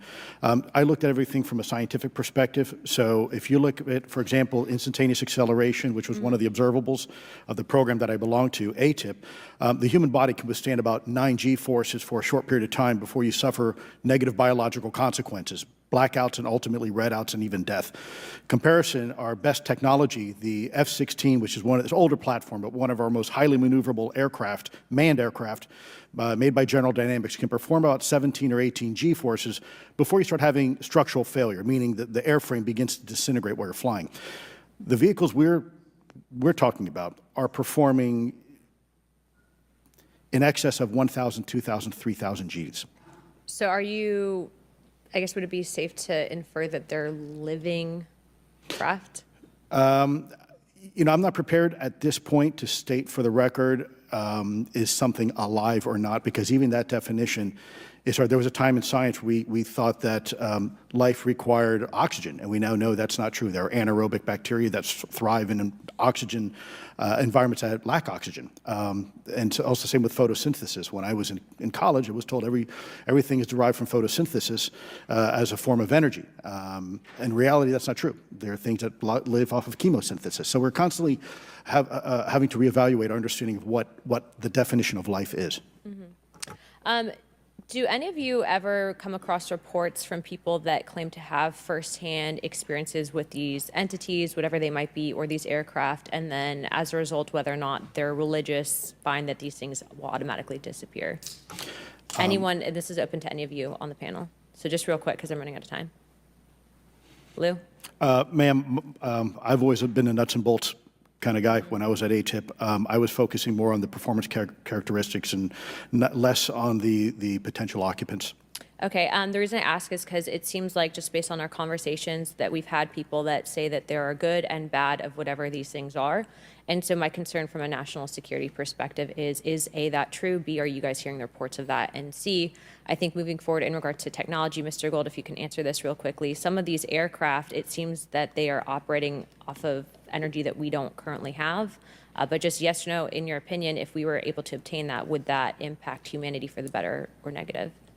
Would certainly save us some money on funding on Artemis. Definitely. And this is a national security issue, that if there is such technology out there, we're not the only country that might have access to it. We don't want to be on the wrong end of technological surprise. Okay. Thank you guys for your time. All right, thank you. I will now recognize Mr. Garcia for 5 minutes. Thank you, and I apologize for stepping out. My governor is here upstairs, so I'm trying to get in between meetings, so apologize for that. I want to just start by just asking everyone on the panel or witnesses, and I had a chance to read all the testimony before, but just to set the agenda, just if we can go down real briefly, do you believe, just for the record, that the federal government, any part of the federal government, is knowingly concealing evidence about UAPs from the public? Yes, sir. 100%. Yes. Yes. Thank you. I also want to just go down the line. I know many of you have already said this, but I just, for the record again, just briefly, what do you believe UAPs could be or are? Strong evidence that they are non-human, higher intelligence. I echo my colleague's comment, sir. Genuinely do not know. Don't know, but we must find out. Okay, thank you. I appreciate those answers, gentlemen. I think this is obviously another remarkable hearing with just really important information, so I thank all of you for answering the questions. Admiral, I just want to go back to one thing. Now, last year, our subcommittee heard from 2 retired Navy pilots, Lieutenant Ryan Graves and Commander David Fravor, regarding UAPs. Actually, I think Ryan is here in the audience and been a great person to get to know and to have conversations with. He, of course, has been involved in the Safe Airspace for Americans Act with Chairman Graves, with Chairwoman Mace for UAP reporting by civilian aviation personnel. Can you discuss briefly why it's important for civilian pilots to be able to report UAPs and why these legal protections are critical for our national security? Yes, Congressman, thank you. And I did invite Ryan Graves is my guest, as I'm on his advisory board for the Americans for Safe Aerospace, and the legislation that you supported and introduced, I fully support as well. And I think it's important that more civilian pilots, commercial pilots, report so we can better understand and learn and do research on UAP, as well as remove the stigma so more citizens report on what they observe. And also, it'll only contribute to aviation safety when we have a better understanding of where these UAP are, how they operate, and at what frequency and what capability level. So it's important for aviation safety, and it'll be important for moving science and research forward. Thank you, sir. And I just want to reiterate to my colleagues, I mean, this is a very bipartisan piece of legislation, and we just got to continue to get this through the Congress, and it's incredibly important that civilian pilots have the opportunity to safely report the UAPs that they are seeing or encountering in the air. And I can't express how critical this piece of what I believe is a larger collection of evidence and facts actually happened. We've been approached by pilots. I've talked to folks that have been engaged with our office and others, and there is still enormous stigma. And essentially, we don't have a system where folks are feeling free to be able to report what they're seeing. And so I just want to reiterate that advocacy. Mr. Gold, in your testimony, you discuss NASA's Aviation Safety Reporting System, a confidential, non-punitive reporting mechanism. In the Safe Airspace for Americans Act, we explicitly allow for civilian reporting, of course, of UAPs. Can you explain why the NASA task force recommended the use of the Aviation Safety Reporting System? The Aviation Safety Reporting System is an existing system that is trusted, that has taken hundreds of thousands, now millions of cases.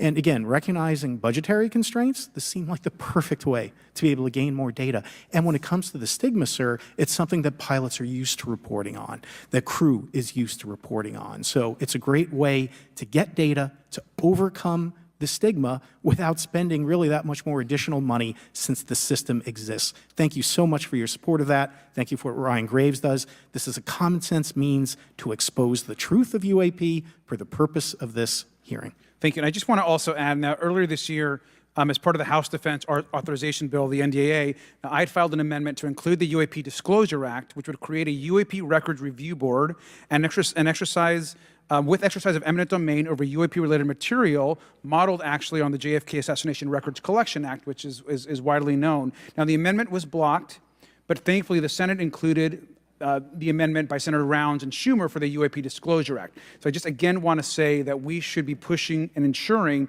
the UAP Disclosure Act, which is bipartisan in its support, should move forward. And if I can just briefly, particularly Admiral, can you just briefly, as I close my time, explain why the UAP Disclosure Act would be critical for us and our national security?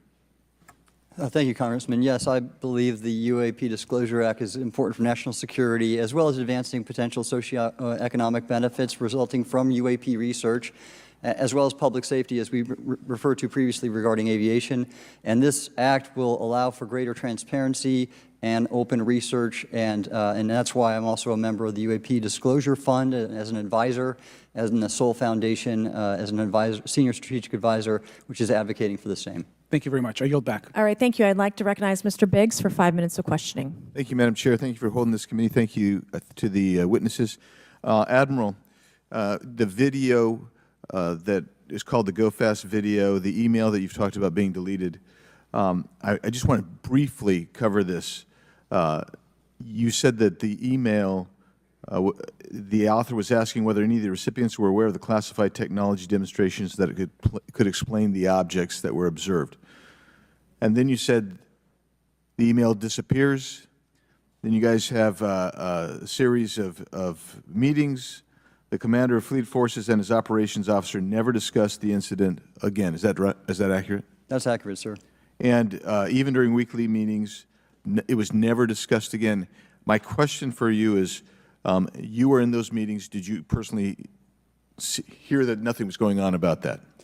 Yes, sir. I was in those meetings, and did you make inquiries about that? No, I did not, sir, because I inferred, since I had been read into other special access programs, that this UAP video was part of one that I was not read into, or any of the recipients, or the author of the email, and that an intelligence agency basically pulled it back and instructed the author of the email, hey, this is, you just conducted what they call spillage into a lower classification level. And when that's done, the procedures are basically to remove any of the communication. You're going to silo it.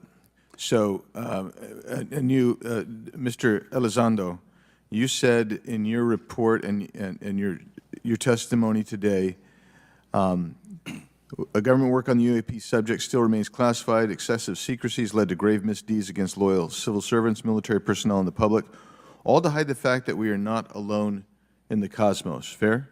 Yes, sir. All right. And all of you, and Mr. Schellenberger, by the way, I've read several of your books, Mr. Schellenberger, excellent stuff. Thank you.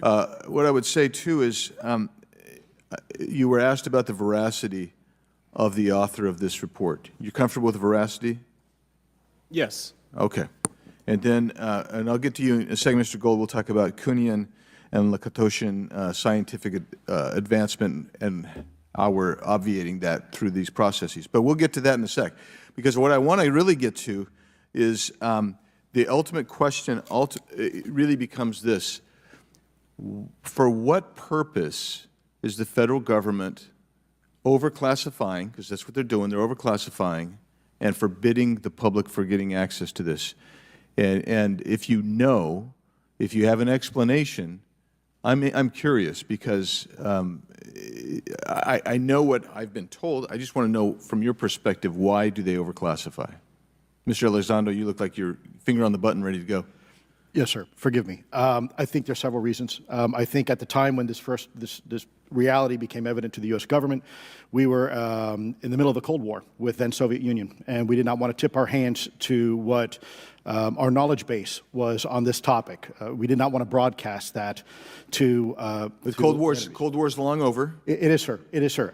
There's also then the philosophical argument that the Department of Defense and the intelligence community is solution-oriented. And when you don't have answers, it's a really tough spot to be in. It's easier to be quiet and suppressed than if you don't have the answer. Indeed, sir. In fact, there's a very real example when we built the U-2 spy plane and flew it over then Russia, and we're taking reconnaissance. And when we first started flying the aircraft, it flew so high and so fast we thought they weren't tracking us. In reality, they were tracking every flight.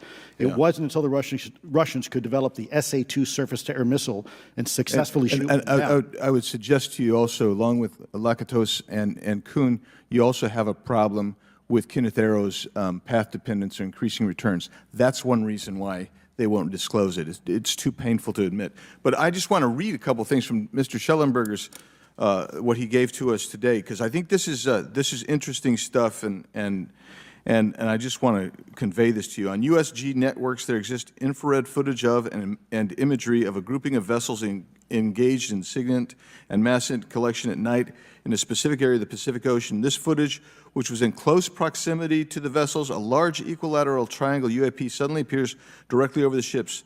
These three bright points are seen at each bottom corner of the UAP, which is observed to slowly rotate on its horizontal axis. And he goes on to describe that.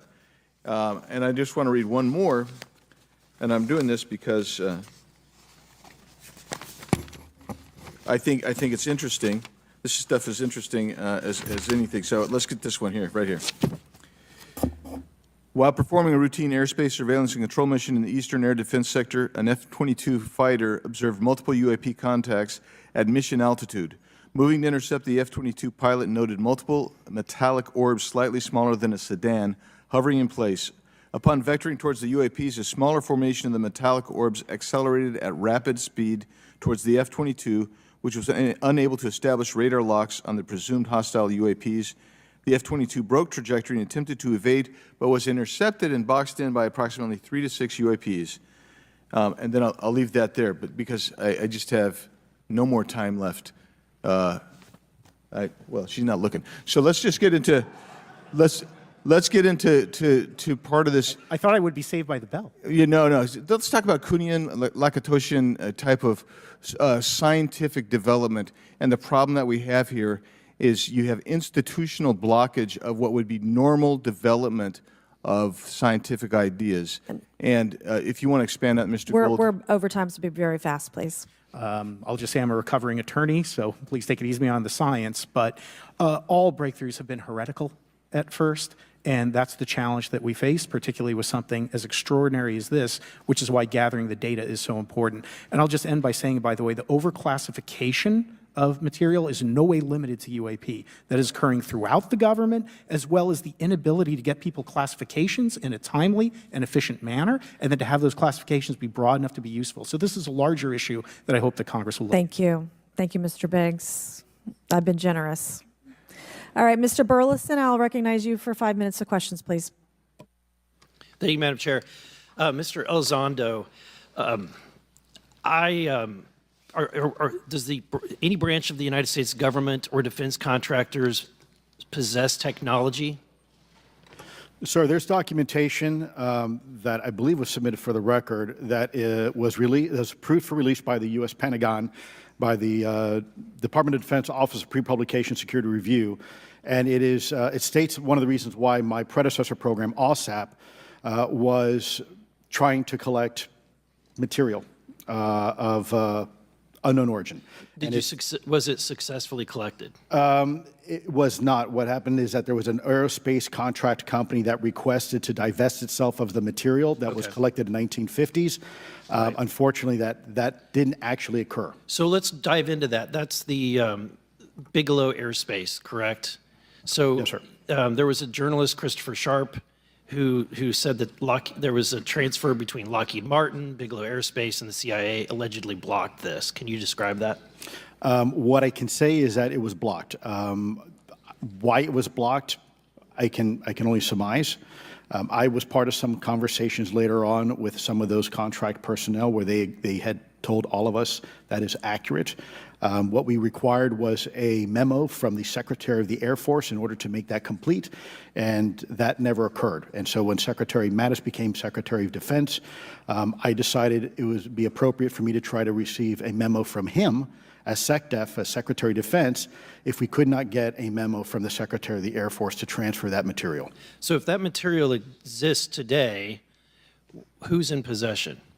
Sir, I wouldn't be able to have that conversation in an open hearing. We'd probably have to have that. Okay, my question to you then is, if we were in a secure setting, if we were in a SCIF, would you be able to provide or get access to something, whether it's visuals or material that we could put our hands on, or biologics, that would convince me, that would show me that we have non-human origins? Sir, that decision would not be mine.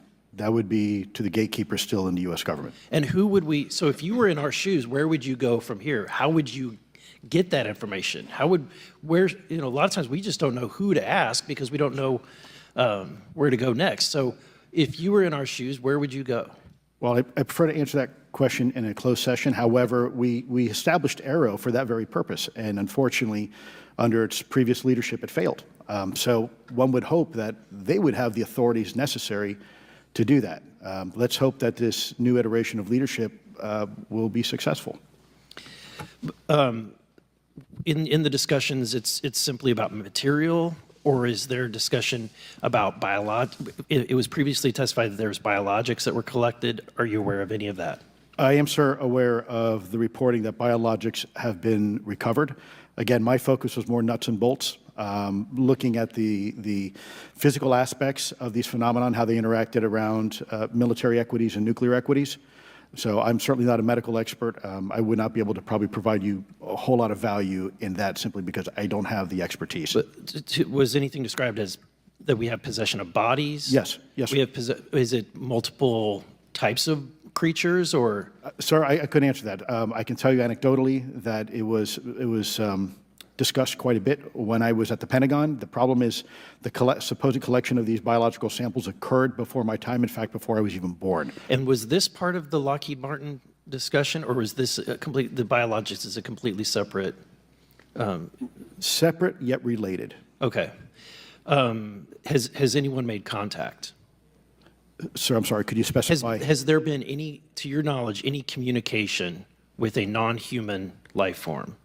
So the term communication is a bit of a trick word because there's verbal communication like we're having now. The problem is you also have nonverbal communication. And so I would say definitively yes, but from a nonverbal meaning, when a Russian reconnaissance aircraft comes into U.S. airspace, we scramble 2 F-22s, and we are certainly communicating intent and capability. I think the same goes with this. We have these things that are being observed over controlled U.S. airspace, and they're not really doing a good job hiding themselves. They're making it pretty obvious they have the ability to even interfere with our nuclear equities and our nuclear readiness. Is the United States government and our contractors, are they pulling technology from this? Are they're reverse engineering this? Sir, as I previously stated, and please forgive me, I am not authorized to discuss specifics about crash retrievals. I signed documentation with the U.S. government. What I can say was, after a very thorough review process by the Pentagon, what I wrote about. And that was my limit, unfortunately, that I was given. Thank you. Yes, sir. Thank you. I would now like to recognize Mr. Timmons for 5 minutes of questioning. Thank you, Madam Chair. Mr. Elizondo, you just said something interesting. You said they don't seem to be hiding.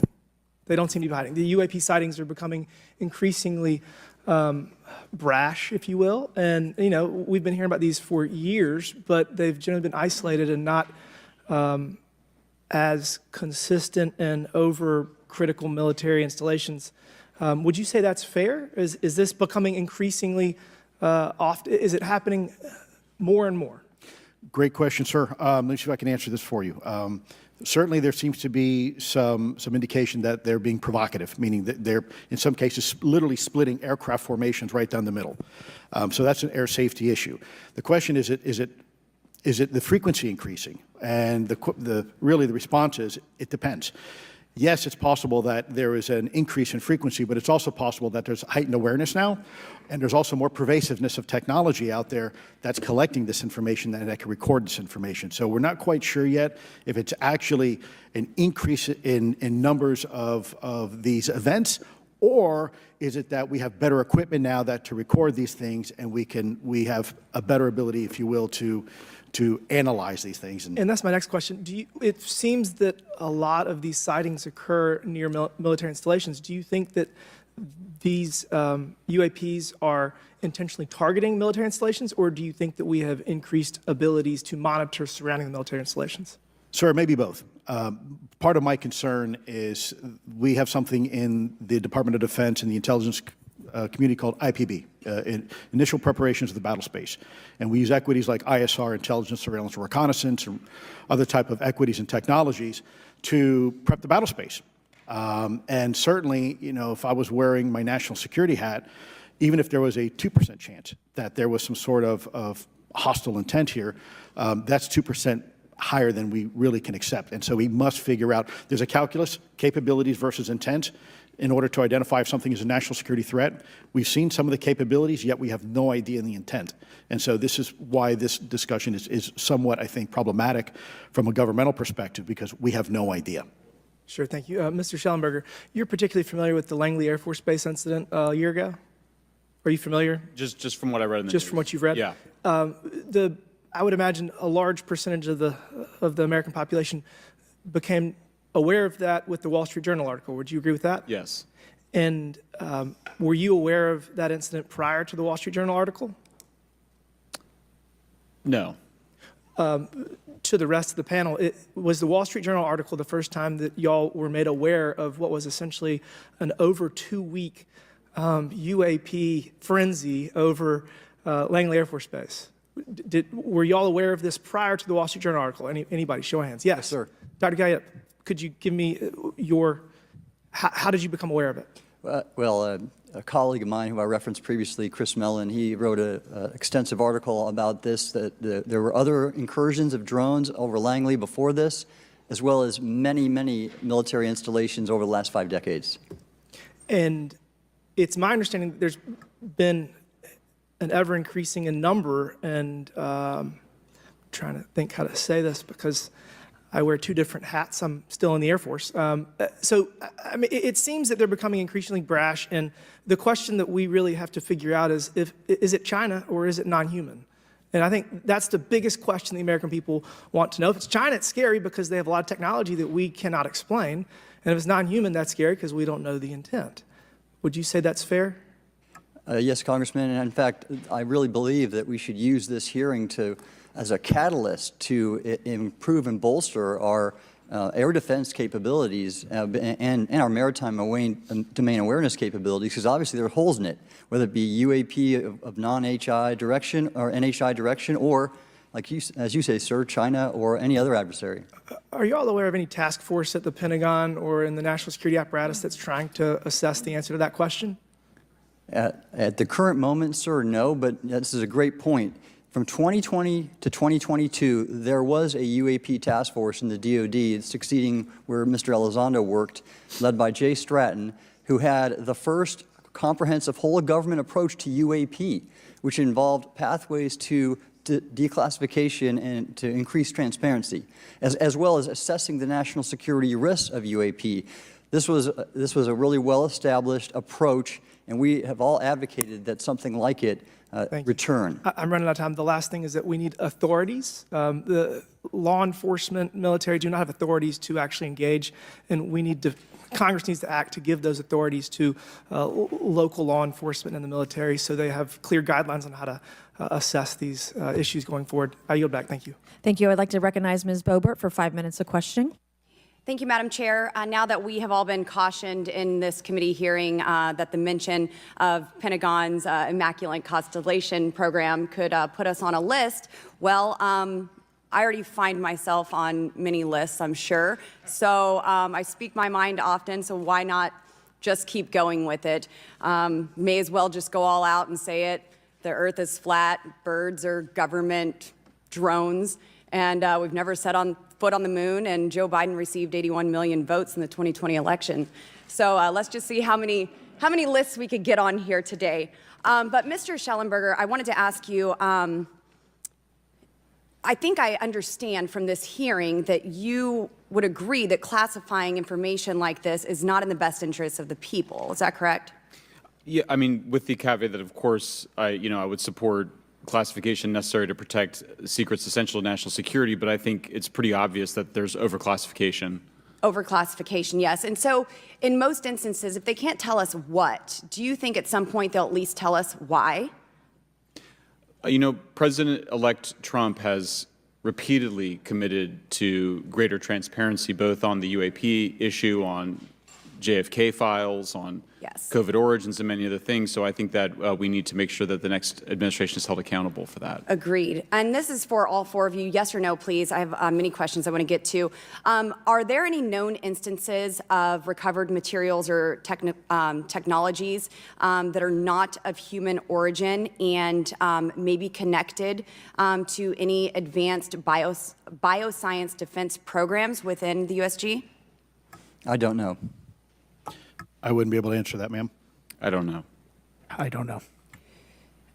Okay, so there are rumors that have come up to the Hill of a secretive project within the Department of Defense involving the manipulation of human genetics with what is described as non-human genetic material, potentially for the enhancement of human capabilities, hybrids. Are any of you familiar with that? Yes or no? No, ma'am. I am not, ma'am. I'm not. No, ma'am. Okay, I would like to know, with Immaculate Constellation, how does this relate to UAP activities, Mr. Schellenberg, in oceanic environments? Are there any instances where the Navy or other maritime forces have encountered UAPs that could not be explained by known technology or natural phenomena? Yeah, the Immaculate Constellation covers both terrestrial and oceanic, and there's actually a number of cases described in the report that occur in the ocean. And do you believe that there is a concerted effort by the Pentagon to keep Congress out of the loop regarding these UAP activities, specifically in our waters? Yes. I think it's about 5% of our ocean that's actually been studied in detail by man, and we've studied more of space than we had of our own oceans. And so are there any accounts of UAPs emerging from or submerging into our water which could indicate a base or presence beneath the ocean's surface? I don't know about a base, but as I mentioned, I had a different source entirely describe this pretty extraordinary footage that exists of orbs, of an orb coming out of the ocean and being met by another orb. Some would say that there's multiple hotspots where we see frequent activity. So in your investigations, have you come across any data or visual evidence like sonar readings or underwater footage of these UAPs? I have not beyond what's in the report. You've written about UAPs not only in the air but in underwater.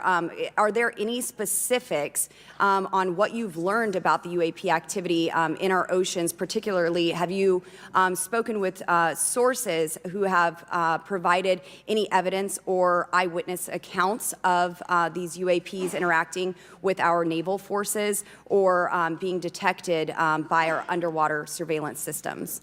Nothing beyond what's in the report and then the specific case that I mentioned with the orbs. So this report says it all. There's no other information that we are aware of regarding the activity within our waters. I have other sources that have told me that have shared a significant amount of information, but they're not comfortable with me sharing it at this point.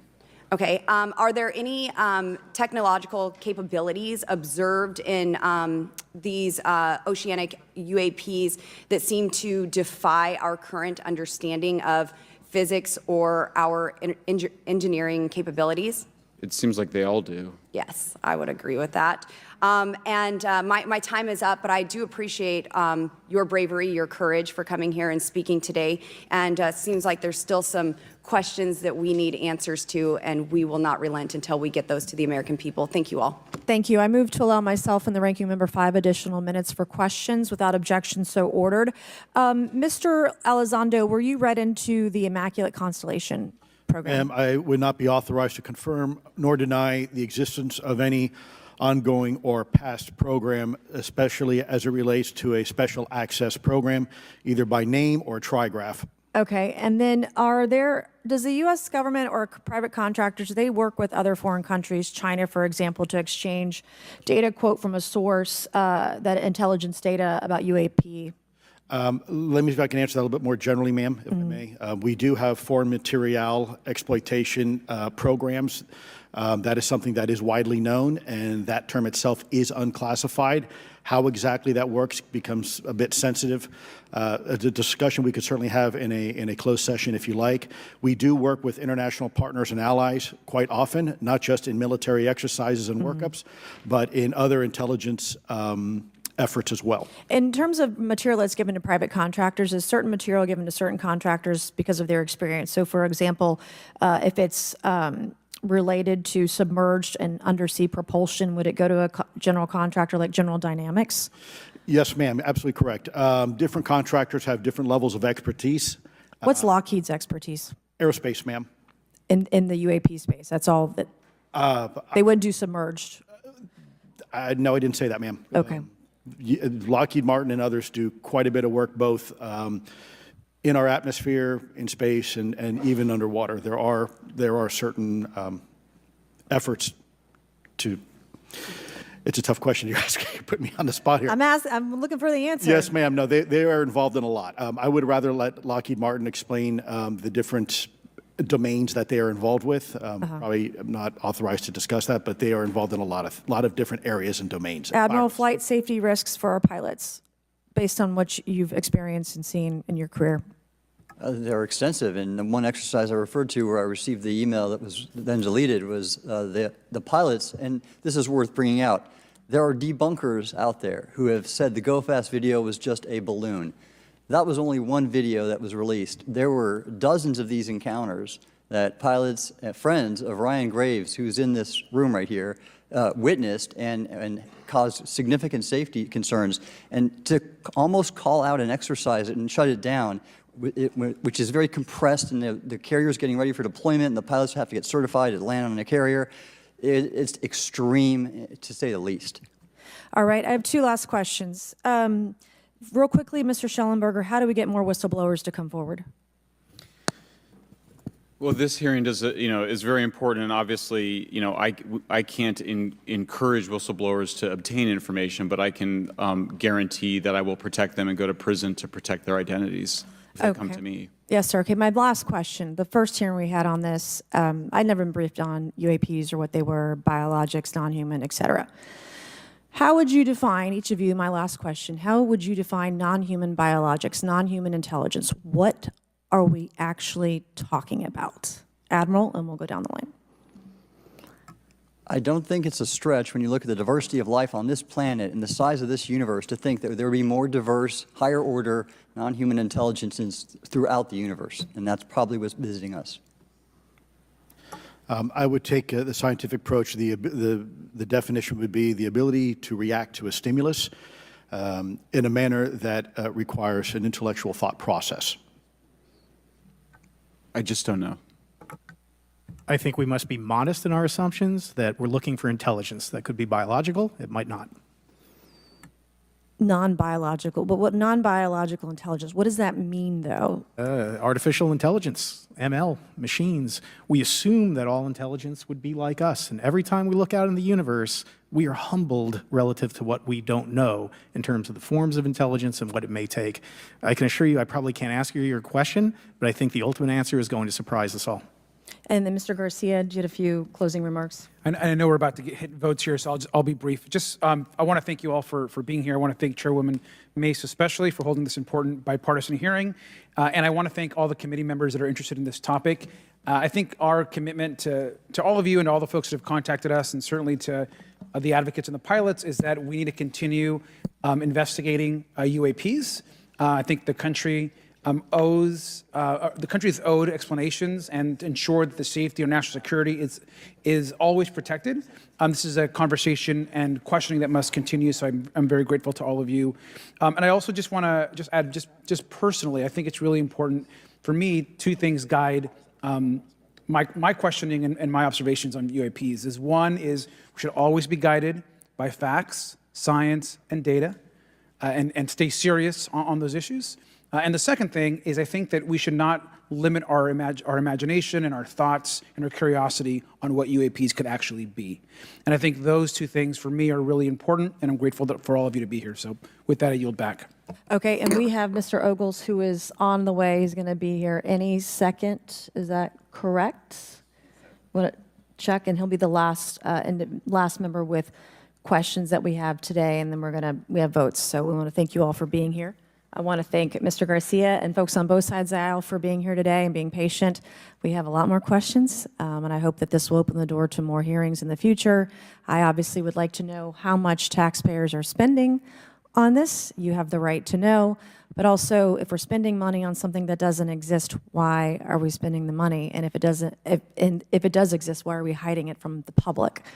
And of course, our national security is a huge issue, because if there's technology that could harm us or our allies that are in the hands of our adversaries, we obviously want to stay ahead of that to the best of our ability to ensure that that technology is not in the hands of someone who could use it against us or our allies anywhere in the world. So, Mr. Ogles, you're just in time, babe. I will recognize you for 5 minutes of questioning before we head on out today.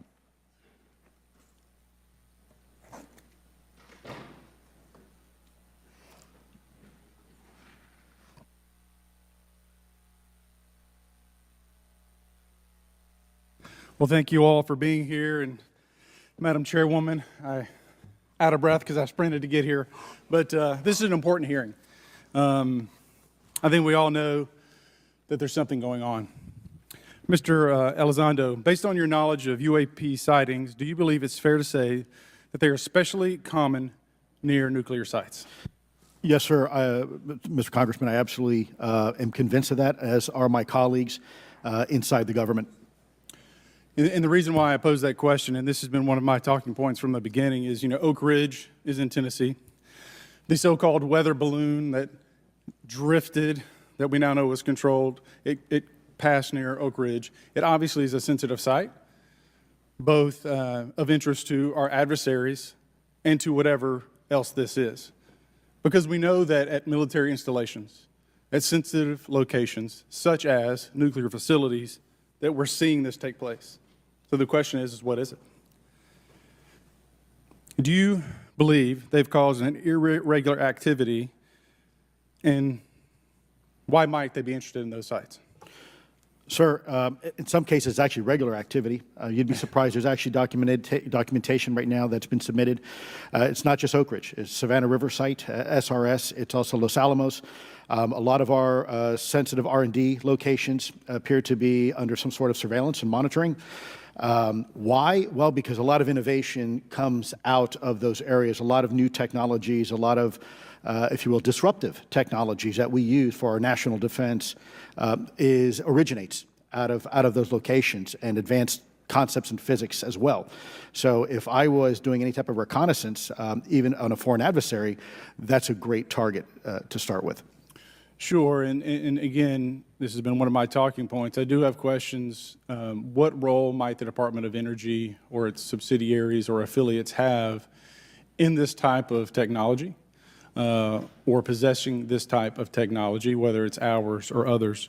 Mr. Gallaudet, I think your testimony has been pretty clear, but would you please reiterate that do you believe UAPs pose a threat to pilots? Excuse me. Yes, sir. Absolutely. They were threatening Navy pilots during the exercise that I was, my people were involved with in 2015, and it's my understanding they're risking pilot safety, commercial and military today. Well, considering, and I understand that there's a need in some cases to keep certain technologies secret, but you believe that it is posing a threat to our personnel, correct? Yes, sir. So I think it's reasonable to conclude that if there's a threat to our personnel who are serving our country faithfully, that there be oversight. 100%, Congressman. And in fact, that's the one thing that we've not talked about enough during this hearing is the fact that the government executive branch not sharing with Congress what it knows about UAP infringes on your legislative and oversight responsibilities to such an extent that's very concerning. I mean, what else are we, if you look at national security or intelligence or foreign affairs or appropriations, you all have oversight and legislative responsibility regarding those. This UAP issue may be the greatest issue of our time, and it's being hid from you. Well, I mean, and to your point, I think we've seen over the decades that we have certain adversaries like China, like Russia, that technologically speaking are not as advanced as us, that they lack some of the lethality that we have, and that we've seen that they've gone after our technologies and in some cases succeeded, in particular with missile technology. And so again, my concern, whether this technology emanates from us or otherworldly, that we know that we possess it. And where's the accountability? Where are the stopgaps? What are the guarantees that if this were to fall in enemy hands, that it isn't immediately weaponized against us? And I'll say this, it is clear from my experience and what I've seen that there is something out there.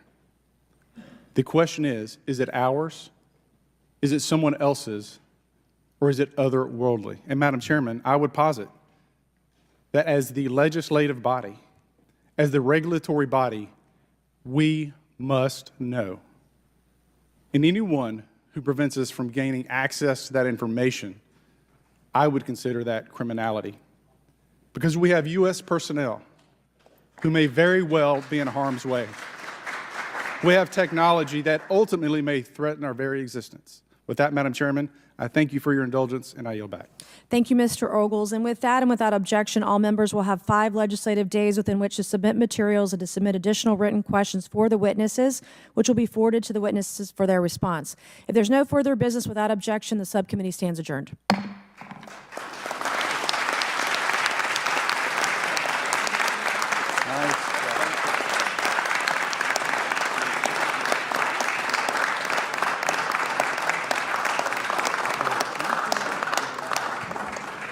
Appreciate you. Well done.